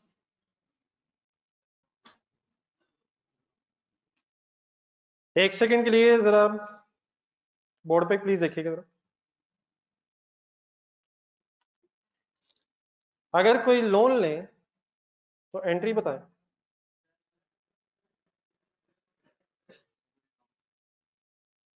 ये आपने अल्हम्दुलिल्लाह सही एंट्री बताई है, कैश डेबिट लोन क्रेडिट। ये दो लेजर खुल जाएंगे, cash debit loan credit. Let's assume ma'am 5 lakh rupees का लोन है, cash debit loan credit. Cash के लेजर में लोन रेफरेंस आ जाएगा, लोन के लेजर में क्रेडिट साइड पे कैश रेफरेंस आ जाएगा, और 5 लाख रुपया इस तरह से पोस्ट हो जाएगा। Any confusion? Cash debit loan credit ledgers में मैंने एंट्री पोस्ट की है और रेफरेंसेस ऑपोजिट लिख दिए हैं। लेट्स अज्यूम ये लोन आपने लिया है 1 फरवरी 2024 को, 1 फरवरी 2024 को। अब लेट्स अज्यूम बेटा आपने ये जो लोन लिया है ये किसी फैक्ट्री बिल्डिंग की कंस्ट्रक्शन के लिए लिया है।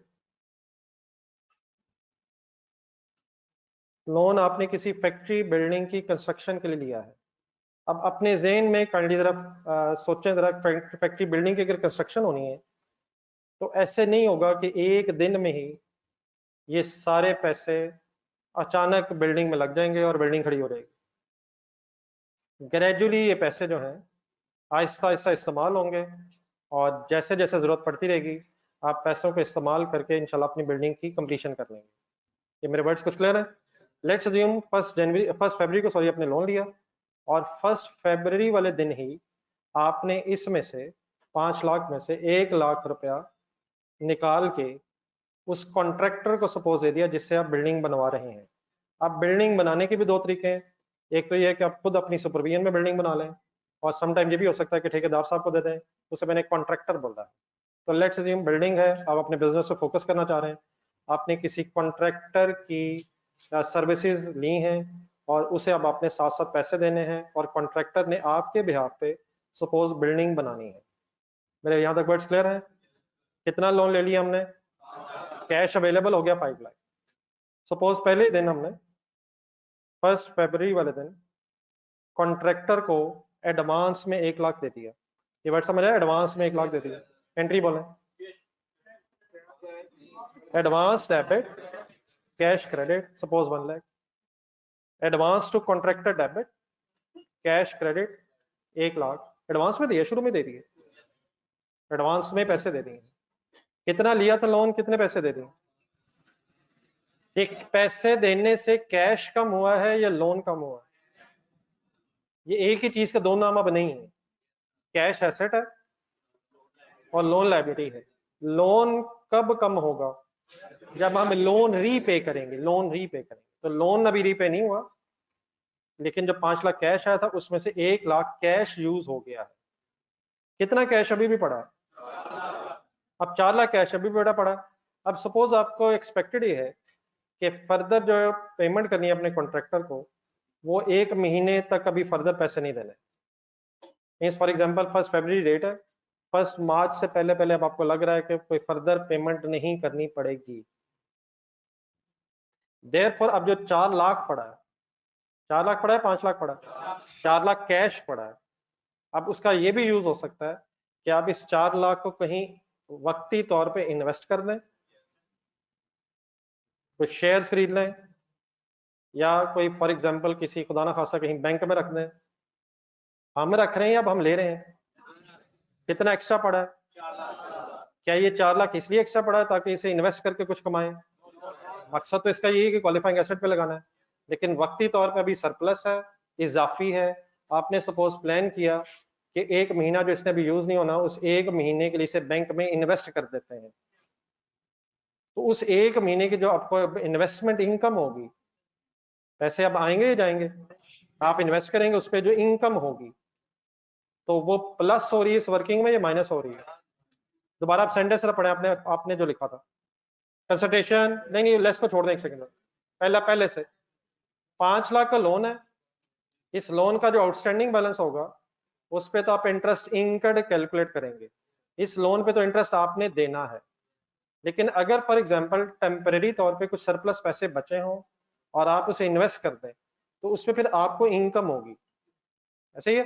तो वो इनकम जो है फिर कहाँ से लेस होके क्या कैलकुलेट हो जाएगा, फिर वो इंटरेस्ट इनकर्ड की अमाउंट में से वो इनकम लेस होके फिर आपकी वो नेट अमाउंट जो बोरिंग कॉस्ट की बनेगी वो फिर आप कैपिटलाइज कर रहे होंगे।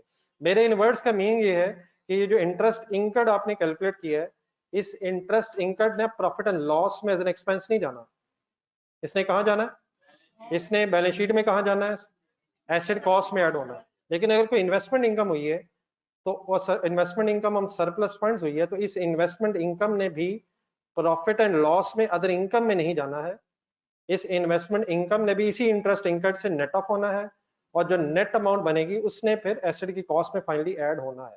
ये माइनस क्यों कर रहे हैं, कोई बताएगा क्यों माइनस कर रहे हैं, ये किन पैसों से इनकम हो गई है,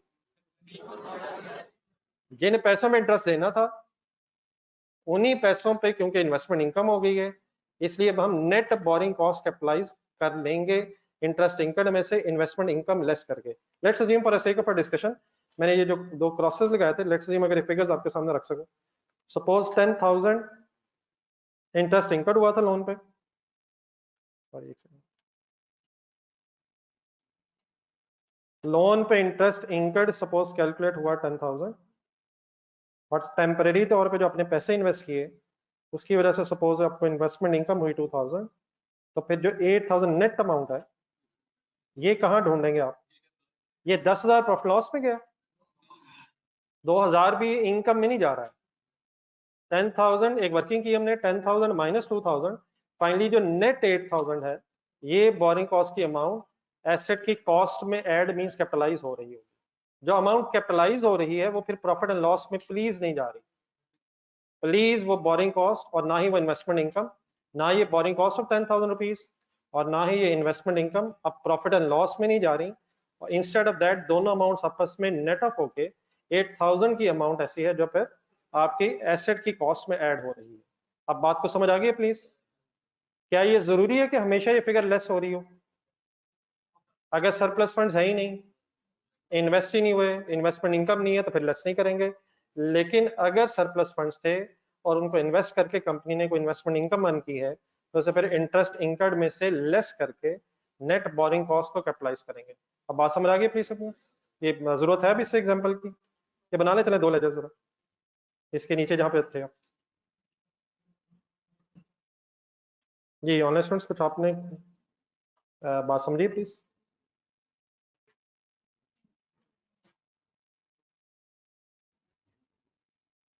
ये क्रेडिट साइड पे जो मैंने एडवांस रेफरेंस लिखा है इसका मीनिंग समझ आया किसी को, ये क्या किया मैंने 1,00,000, ये 1,00,000 इस केस में इन्वेस्ट होगा या जो बचा होगा, आप कौन से पैसे इन्वेस्ट कर देंगे, जो आपके पास रिमेनिंग बचे होंगे जो आप पे कर देंगे, तो अगर कोई स्पेसिफिक लोन था और उसके कैश में से अगर कोई एक्स्ट्रा पैसे बचे थे जो आपने इन्वेस्ट करके कोई इनकम कमाई है तो उसे इंटरेस्ट इनकर्ड में से लेस करेंगे और net amount of borrowing cost इंशाल्लाह फिर कैपिटलाइज कर देंगे। जी सर,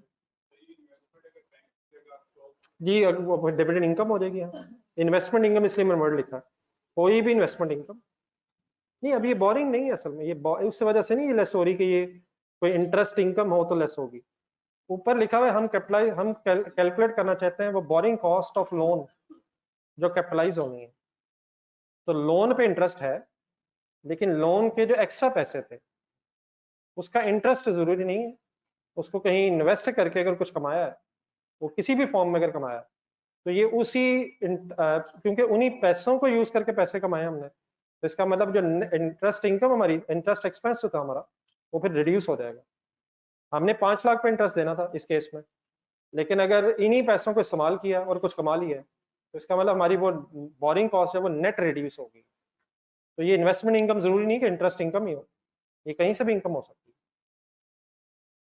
है कि इन्वेस्टमेंट करते हुए। हाँ जी, अगर लॉस आ गया तो पहली बात तो अगली दफा तौबा करेंगे, और फिर आप बताएं प्लस करेंगे या माइनस करेंगे, फिर ये प्लस करना पड़ना, फिर वो पैसे इस्तेमाल करने के चक्कर में कुछ कमाने के चक्कर में अगर और कोई नुकसान करके बैठे हैं तो फिर ये ऐड हो जाएगा। लेकिन नॉर्मली वैसे ये इन्वेस्ट फिर इसलिए ऐसी जगहों पे किया जाता है जहाँ पे लॉस का जरा खदशा कम हो, क्योंकि शायद जल्दी फिर आपने ये पैसे दोबारा जैसे ही रिक्वायर्ड होंगे दोबारा भी लेने हैं। ये ना हो कि आप शेयर्स खरीद लें और बाद में शेयर्स बिके ना, तो नॉर्मली वो रिस्क नहीं लिया जाता। नॉर्मली ये इंटरेस्ट इनकम ही होती है जो टेम्परेरी इन्वेस्टमेंट पे कमा सकते हैं आप, लेकिन बहरहाल एक्सेप्शंस हो सकती हैं, इसलिए मैंने इन्वेस्टमेंट इनकम वर्ड लिखा। लेकिन इसमें एक चीज इंपॉर्टेंट ये है कि लोन पे आपका इंटरेस्ट इनकर होना है और कैश जो एक्स्ट्रा बचा होगा वो इन्वेस्ट होना है, और अगर कोई इन्वेस्टमेंट इनकम है तो इंशाल्लाह भी वर्किंग करते हैं वो फिर माइनस हो जाएगी। जी नोटेड है प्लीज। कोई और क्वेश्चन हो किसी का?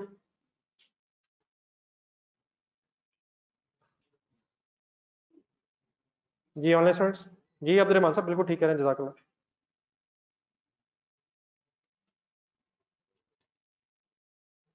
जी नोटेड है सर। चलें बुक खोलें जी दोबारा, पेज नंबर कौन सा था?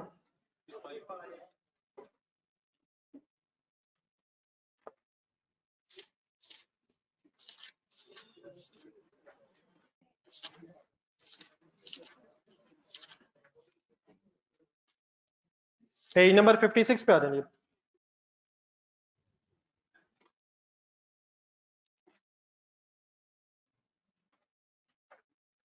देन सर दो छोटे छोटे इश्यूज और रिजॉल्व कर लें, फिर इंशाल्लाह क्वेश्चन शुरू करते हैं।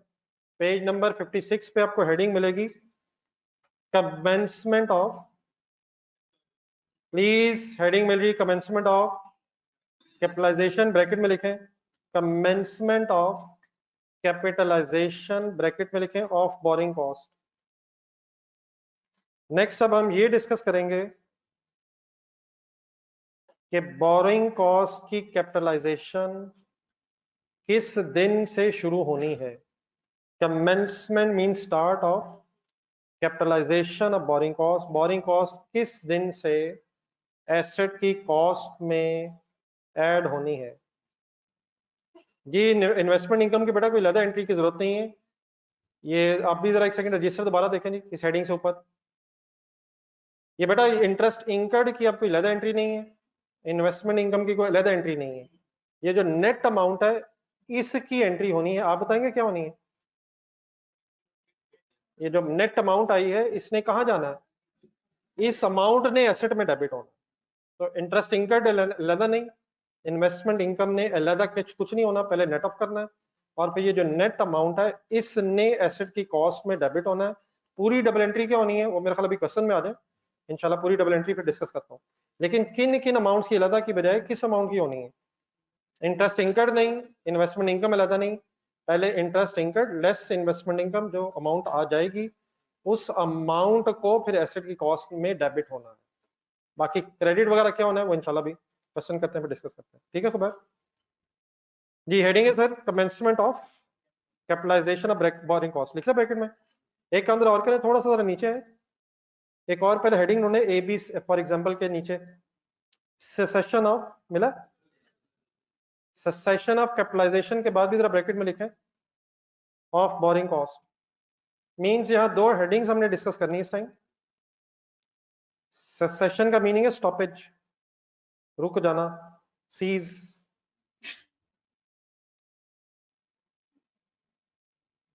तो बात इस वक्त ये हो रही है फर्स्ट हेडिंग में कि बोरिंग कॉस्ट की कैपिटलाइजेशन स्टार्ट किस दिन होनी है, और फिर फाइनली नेक्स्ट लास्ट हेडिंग अभी मैंने आपको दिखाई है बोरिंग कॉस्ट की कैपिटलाइजेशन किस दिन रुक जाएगी।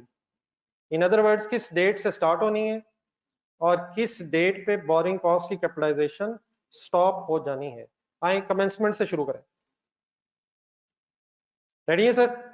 कमेंसमेंट की हेडिंग के फौरन नीचे है एज पर IAS 23 जो हमारा स्टैंडर्ड चल रहा है, entity shell commence capitalization of borrowing cost only when, दो पॉइंट्स हैं, जिस दिन ये दोनों पॉइंट्स साइमल्टेनियसली अप्लाई हो जाएंगे उस दिन से ऑनवर्ड्स बोरिंग कॉस्ट की कैपिटलाइजेशन स्टार्ट हो जाती है।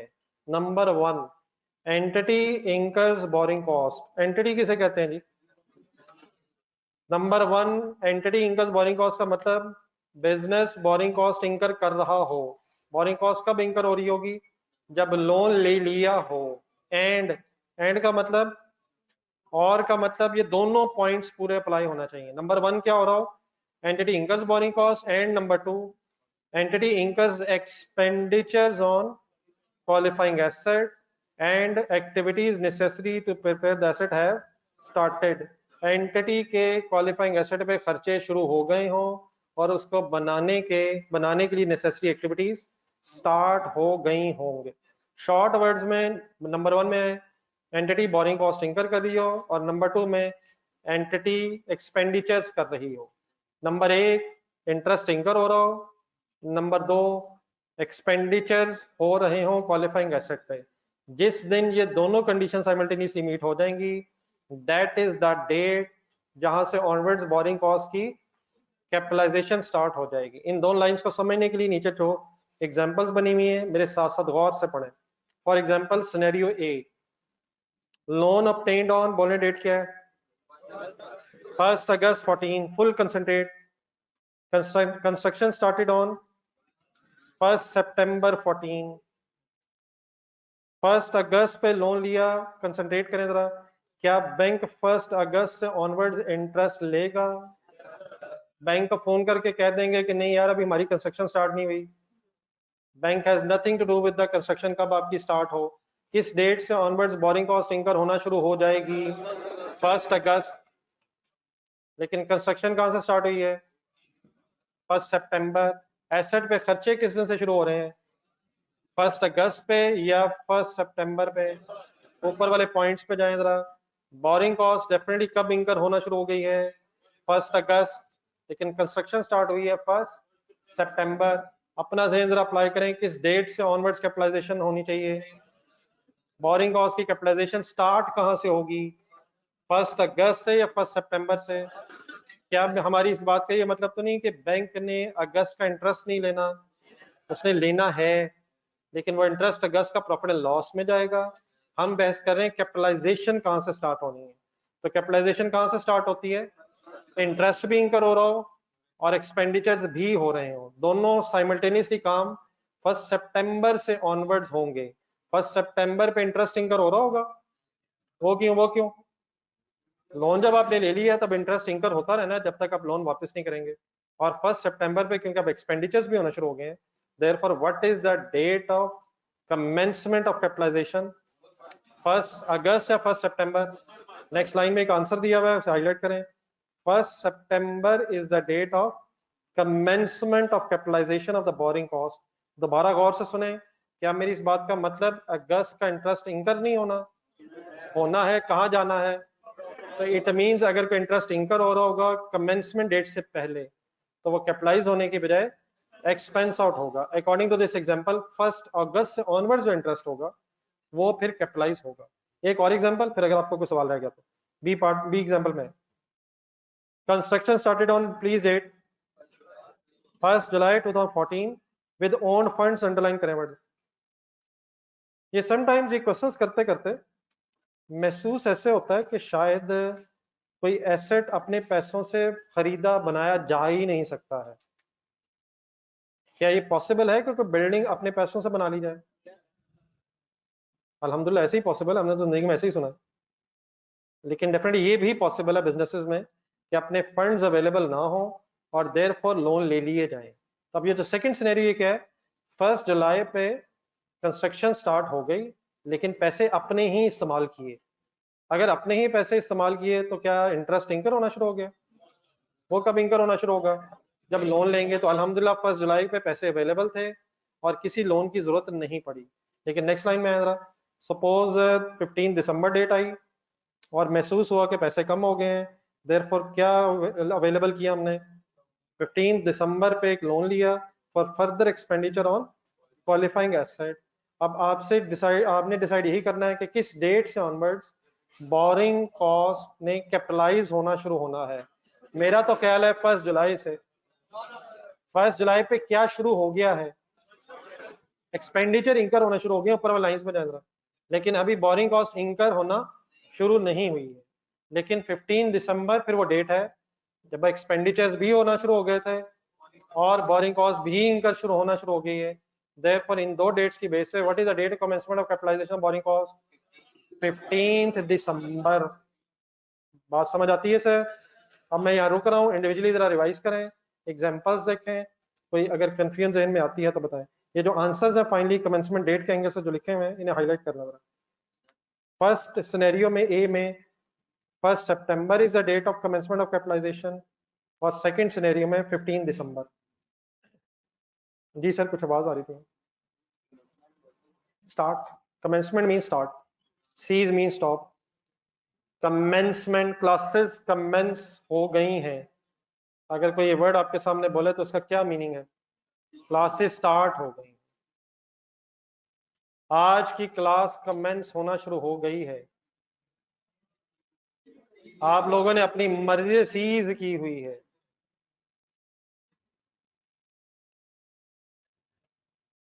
प्लीज माय डियर, रिवाइज करने का मतलब साथ वाले को सुनाना नहीं था। साथ वाले ने अपना पढ़ लिया हुआ है, वो डिस्टर्ब हो रहा है, वो पढ़ना चाह रहा था। ये भी मैं ही इंफॉर्मेशन देता हूँ साथ वाले के बेहाफ पे, उसे भी अक्सर भूला होता है। शॉर्ट वर्ड्स क्या है जी? कमेंसमेंट ऑफ कैपिटलाइजेशन के जो 2 पॉइंट्स पढ़े, नंबर 1 इंटरेस्ट इंकर हो रहा हो, और नंबर 2 एक्सपेंडिचर्स इंकर हो रहे हो। बाकी इंशाल्लाह कोशिश करेंगे कि gradually with the passage of time पढ़ के ये पूरे वर्ड्स भी जहन में रिवाइज होके याद हो जाए। जी ये एग्जांपल समझ आ गई बेटा? तो जब भी हम कोई बोरिंग कॉस्ट की कमेंसमेंट का डिसीजन लेंगे कैपिटलाइजेशन की, तो हम ढूंढा करेंगे कि इंटरेस्ट इंकर कब से हो रहा है और एक्सपेंडिचर शुरू हो गए हैं या नहीं, और जिस डेट पे ये दोनों काम हो जाएंगे that is a date of commencement of capitalization of borrowing cost.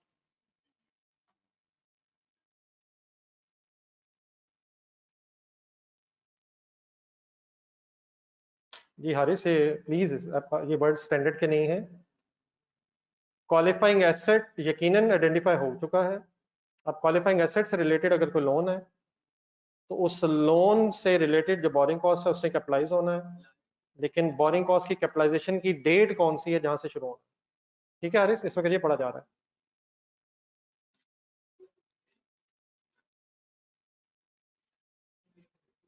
Ji definitely बेटा, अगर आपने वो अब्दुल साहब, अगर आपने एसेट पे खर्चे ही शुरू नहीं किए तो जो इंटरेस्ट इंकर हो रहा है इसका मतलब फिर अभी वो एसेट के लिए नहीं है, एसेट के लिए नहीं है। तो देयरफॉर जब एसेट के लिए खर्चा होगा और उसकी वजह से इंटरेस्ट इंकर होगा तो देन फिर वहां से कैपिटलाइज करेंगे। ठीक है अब्दुल?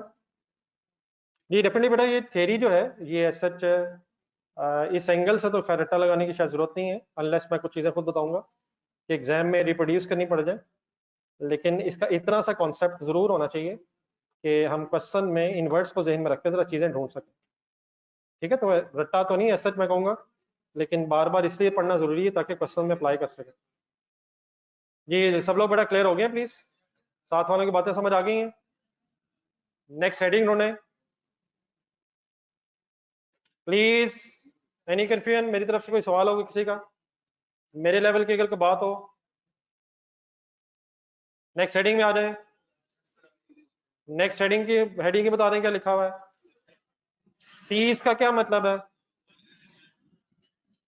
नेक्स्ट बेटा लिखा हुआ है सीज की हेडिंग इजी है, शायद ये बात हमें पहले भी पता है। Entity shall cease capitalizing borrowing cost when the asset is substantially complete, that is when the asset is available for use, available for intended use or sale।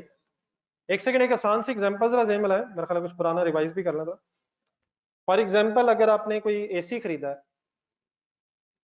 तो एसी को वर्किंग कंडीशन तक लाने के जो खर्चे हैं, फॉर एग्जांपल इसको purchase price है, एसी अगर ट्रांसपोर्टेशन कॉस्ट है, फिर वायरिंग कॉस्ट है वगैरह वगैरह, वो सारी जो नेसेसरी कॉस्ट हैं ताकि एसी वर्किंग कंडीशन में आ जाए, तो उससे तो आप कैपिटलाइज कर लेंगे। लेकिन once the asset is in working condition available for use, क्या उसके बाद भी कॉस्ट कैपिटलाइज करते रहेंगे? तो कब तक कैपिटलाइजेशन होती है? जब तक एसेट अवेलेबल फॉर यूज ना हो जाए। तो बिल्कुल उसी तरह बोरिंग कॉस्ट भी कब तक कैपिटलाइज होती रहेगी? जब तक एसेट सब्सटेंशियली कंप्लीट ना हो जाए, और यहाँ सब्सटेंशियली कंप्लीट का मतलब अवेलेबल फॉर यूज ना हो जाए। मीन्स टू से फॉर एग्जांपल आप बिल्डिंग बना रहे थे, बिल्डिंग अल्हम्दुलिल्लाह कंप्लीट हो गई है, लेकिन अभी लोन सारा रीपे नहीं हुआ। बिल्डिंग कंप्लीट हो गई है लेकिन लोन अभी अगर सारा रीपे नहीं हुआ तो यकीनन लोन रीपे ना होने की वजह से अभी बोरिंग कॉस्ट इंकर हो रही होगी, लेकिन अगर एसेट कंप्लीट हो गया है तो ऑनवर्ड्स फिर बोरिंग कॉस्ट कैपिटलाइज नहीं होगी, फिर ऑनवर्ड्स बोरिंग कॉस्ट अगर इंकर हो रही है तो प्रॉफिट एंड लॉस में ही जाएगी। इन अदर वर्ड्स इन दोनों पॉइंट्स को पढ़ने का मतलब ये है कि बोरिंग कॉस्ट की कमेंसमेंट से पहले की बोरिंग कॉस्ट अगर है, या बोरिंग कॉस्ट की कैपिटलाइजेशन के सीज होने के बाद अगर कोई बोरिंग कॉस्ट है, उसने प्रॉफिट लॉस में जाना है।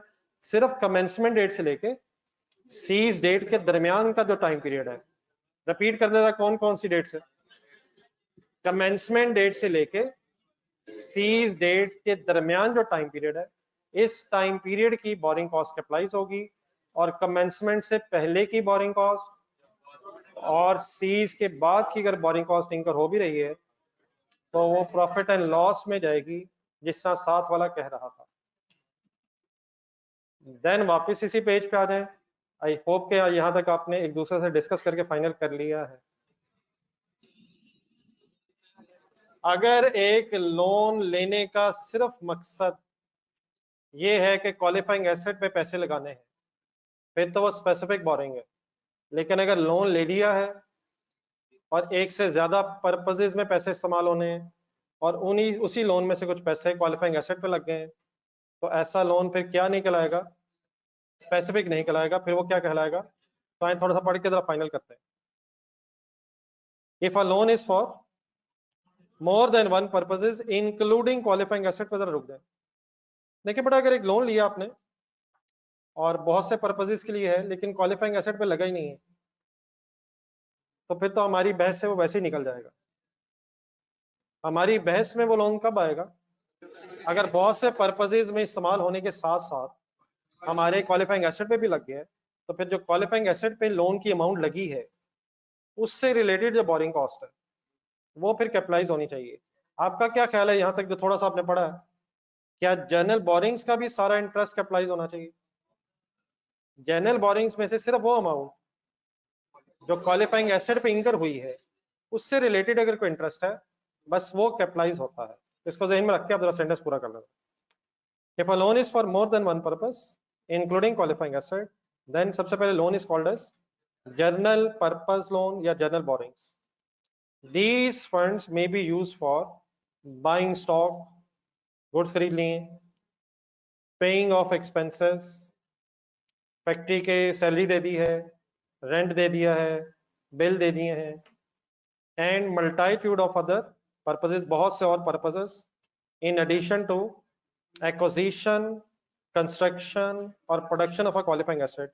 एक्विजिशन से मुराद परचेज कर लिया है, कंस्ट्रक्शन मींस बना लिया है, या इन्वेंट्रीज प्रोड्यूस हो रही हैं। किसके साथ साथ पैसे अगर कहाँ भी लग जाएं तो उस लोन को क्या कहते हैं? बहुत से और पर्पसेस के साथ साथ अगर लोन के पैसे क्वालिफाइंग एसेट पे भी लग गए हैं तो फिर ऐसा लोन स्पेसिफिक लोन नहीं है। स्पेसिफिक लोन का कैश सिर्फ कहाँ लगाने के लिए लिया है, और अगर जहां जरूरत पड़े पैसे आप लगा रहे हैं लोन के, तो फिर वो जनरल पर्पस लोन है। एक छोटी सी एग्जांपल गौर से जरा देखें नेक्स्ट। लेट्स से एक लोन लिया आपने एमसीबी बैंक से फॉर ₹20 मिलियन, जरा एंट्री बताएं। कैश डेबिट 20 मिलियन, जरा ज़हन में रखें, एट द रेट ऑफ 12% है। अब बैंक जो है वो लोन के आउटस्टैंडिंग बैलेंस पे इंटरेस्ट लेता रहेगा, ये एक अलग बहस है। Bank has nothing to do कि हमने बाद में पैसों को कहाँ इस्तेमाल किए। बैंक ने लोन के आउटस्टैंडिंग बैलेंस पे अपना इंटरेस्ट लेना है। आप जरा कैश वाला हिस्सा, कैश डेबिट 20 मिलियन ज़हन में रखते जरा आगे चले। अब सपोज इस 20 मिलियन में से 5 lakh factory expenses, 5 million factory expenses में यूज हो गए, कितना भी रहता है? 15 मिलियन रह गए। 2 मिलियन से आपने व्हीकल्स खरीदनी, 13 रह गया। लेकिन क्या व्हीकल क्वालिफाइंग एसेट है? व्हीकल एसेट ही नहीं है। लेकिन अगर बनी बनाई मशीन व्हीकल्स खरीदी हैं तो फिर ये क्वालिफाइंग एसेट नहीं। तो 2 मिलियन अगर व्हीकल्स पे लगाया तो 13 मिलियन कैश रह गया। अब फॉर एग्जांपल आपने बिल्डिंग की कोई कंस्ट्रक्शन स्टार्ट की और ये सोचा कि यार कोई अलग नया लोन लेने की क्या जरूरत है, ये पुराने लोन में से अभी 13 मिलियन का कैश पड़ा है, और रादर देन इस बिल्डिंग की कंस्ट्रक्शन में आप नया लोन लें, अगर इसी एग्जिस्टिंग लोन से पैसे इस क्वालिफाइंग एसेट पे आपने लगा लिए हैं, तो ये लोन क्या बन गया है? नहीं, लोन क्वालिफाइंग एसेट नहीं बन गया है, ये लोन जिसके पैसे अदर पर्पसेज में भी यूज हो रहे थे, अगर वहीं से पैसे लगा लेंगे तो अब ये हमारी इस डिस्कशन में जर्नल लोन क्यों है, क्योंकि पैसे जहां जरूरत पड़ रही है इस्तेमाल हम कर रहे हैं। तो सपोज पॉइंट नंबर 3 देखें जरा, अगर इसी में से कितना बचा हुआ था, 10 मिलियन यूज कर लें फॉर एग्जांपल किसी फैक्ट्री बिल्डिंग के लिए, हेड ऑफिस बिल्डिंग के लिए, और वो क्वालिफाइंग एसेट हो, तो अब आप अपना नॉलेज अप्लाई करें। बैंक का तो इंटरेस्ट 20 मिलियन पे देंगे, लेकिन क्वालिफाइंग एसेट पे सिर्फ किस अमाउंट से रिलेटेड इंटरेस्ट कैपिटलाइज होना चाहिए? सिर्फ ये 10 मिलियन अमाउंट यूज हुई है जनरल लोन से, इससे रिलेटेड अगर कोई इंटरेस्ट बनता है तो बस वो इस क्वालिफाइंग एसेट की अमाउंट में कैपिटलाइज होना चाहिए। स्पेसिफिक बोरिंग्स अगर है तो लोन का जो टोटल इंटरेस्ट इनकर्ड होता है लेस इन्वेस्टमेंट इनकम, वो कैपिटलाइज हो जाती है। लेकिन जनरल बोरिंग्स अगर हैं तो नेक्स्ट सेंटेंस जरा देखें, in such a case all interest incurred on loan is not related to qualifying asset. Agreed है? क्या सारा इस एमसीबी लोन का इंटरेस्ट क्वालिफाइंग एसेट से रिलेटेड है? तो इन दिस केस क्या करना है आपने, एक हेडिंग ढूंढे जरा, नेक्स्ट एरो जो एक बना हुआ है, in case of general borrowings amount of borrowing cost to be capitalized is calculated as follows. Initially ये जो दो छोटे छोटे फॉर्मूले फाइनल होंगे हमारे, ये सबसे इंपॉर्टेंट है ज़हन में रखने के। आप अपना रजिस्टर देखें, स्पेसिफिक बोरिंग्स में अगर बोरिंग कॉस्ट कैपिटलाइज करनी है तो क्या वर्ड ज़हन में आने चाहिए? Interest incurred on outstanding balance of loan and minus investment income on the temporary investment of surplus funds. लेकिन अब बहस किसकी शुरू हो गई है? जनरल बोरिंग्स में अगर आपने बोरिंग कॉस्ट भी कैपिटलाइज फाइंड आउट करनी है तो उसका फार्मूला जरा ढूंढे इस लाइन के नीचे। आ जाए प्लीज, आ जाए, ढूंढे जरा। आप सबसे पहले क्या ढूंढेंगे? एक्सपेंडिचर्स ऑन क्वालिफाइंग एसेट का मतलब अगर ऊपर वाली एग्जांपल से मैं लिंक करूं तो 10 मिलियन की बात हो रही है। मेरे साथ साथ चलिएगा वरना ऐसी वर्ड्स पढ़ के परेशान हो जाएंगे आप। सबसे पहले अगर जनरल बोरिंग्स की बोरिंग कॉस्ट कैपिटलाइज करनी है तो क्या ढूंढना है?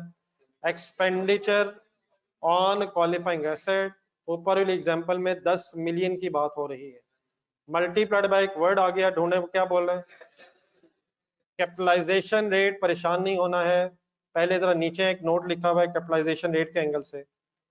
If there is only one general loan then its rate is called as, अगर एक ही जर्नल लोन हो, प्लीज मेरी तरफ देखें सर, अगर एक ही जर्नल लोन हो तो इसका मीनिंग क्या है? नहीं, इसका मीनिंग क्या है? एक ही जर्नल लोन हो, बस एक ही लोन है जिसमें से जहां जरूरत पड़ी पैसे इस्तेमाल कर रहे हैं। अगर तो एक ही जनरल लोन है तो किसी रेट की वर्किंग नहीं है, आप सिंपली उसी रेट को जो उस लोन का रेट है कैपिटलाइजेशन रेट समझ लेंगे। वापिस ऊपर वाले फॉर्मूले में आ जाए, नंबर 1 एक्सपेंडिचर ढूंढेंगे, नंबर 1 कैपिटलाइजेशन रेट ढूंढेंगे। कैपिटलाइजेशन रेट का कब प्रॉब्लम नहीं है, लेकिन नीचे ही जरा पॉइंट नंबर 2 मेरे साथ पढ़े, अगर एक से ज्यादा जर्नल लोन हो जाएंगे, सेंटेंस सही पढ़े जरा, if there is more than one general loan having different interest rates, then बेटा उसका एक फार्मूला लिखा हुआ है, उसका आज हमारे पास टाइम नहीं होगा, हम सिर्फ इस तरह से बात कर लेते हैं फाइनली। कैपिटलाइजेशन रेट मींस अगर एक ही जर्नल लोन है तो उसी लोन का रेट कैपिटलाइजेशन रेट कहलाएगा। लेकिन अगर एक से ज्यादा जर्नल लोन्स हैं तो हम एक एवरेज रेट इंशाल्लाह कल कैलकुलेट करना सीखेंगे, फिर उस एवरेज रेट को कैपिटलाइजेशन रेट कहेंगे। अपना रजिस्टर्ड होने, सॉरी बात मैं जरा पूरी कर दूं, इस रेट की कैलकुलेशन किया तो टाइम नहीं है, लेकिन जो अभी हुआ है थोड़ा सा उसको रिवाइज करने का टाइम बचा हुआ है। अपना रजिस्टर जरा देखें, अभी जो आपने क्वेश्चन नंबर 2 की है वहां भी तो दो लोन थे, वहां मैंने किसी एवरी रेट की बात क्यों नहीं की? अब ये सबसे इंपॉर्टेंट इनमें बहसें हैं, स्पेसिफिक लोन में ये बहस नहीं है। स्पेसिफिक लोन अगर एक से ज्यादा अलग अलग वर्किंग करेंगे, लोन ए अलग, लोन बी अलग, लेकिन अगर एक से ज्यादा जनरल लोन्स हैं तो देन फिर उनका एक एवरी रेट इंशाल्लाह कैलकुलेट करेंगे और उस एवरी रेट की बेस पे अपना कैपिटलाइजेशन रेट फाइनल करेंगे।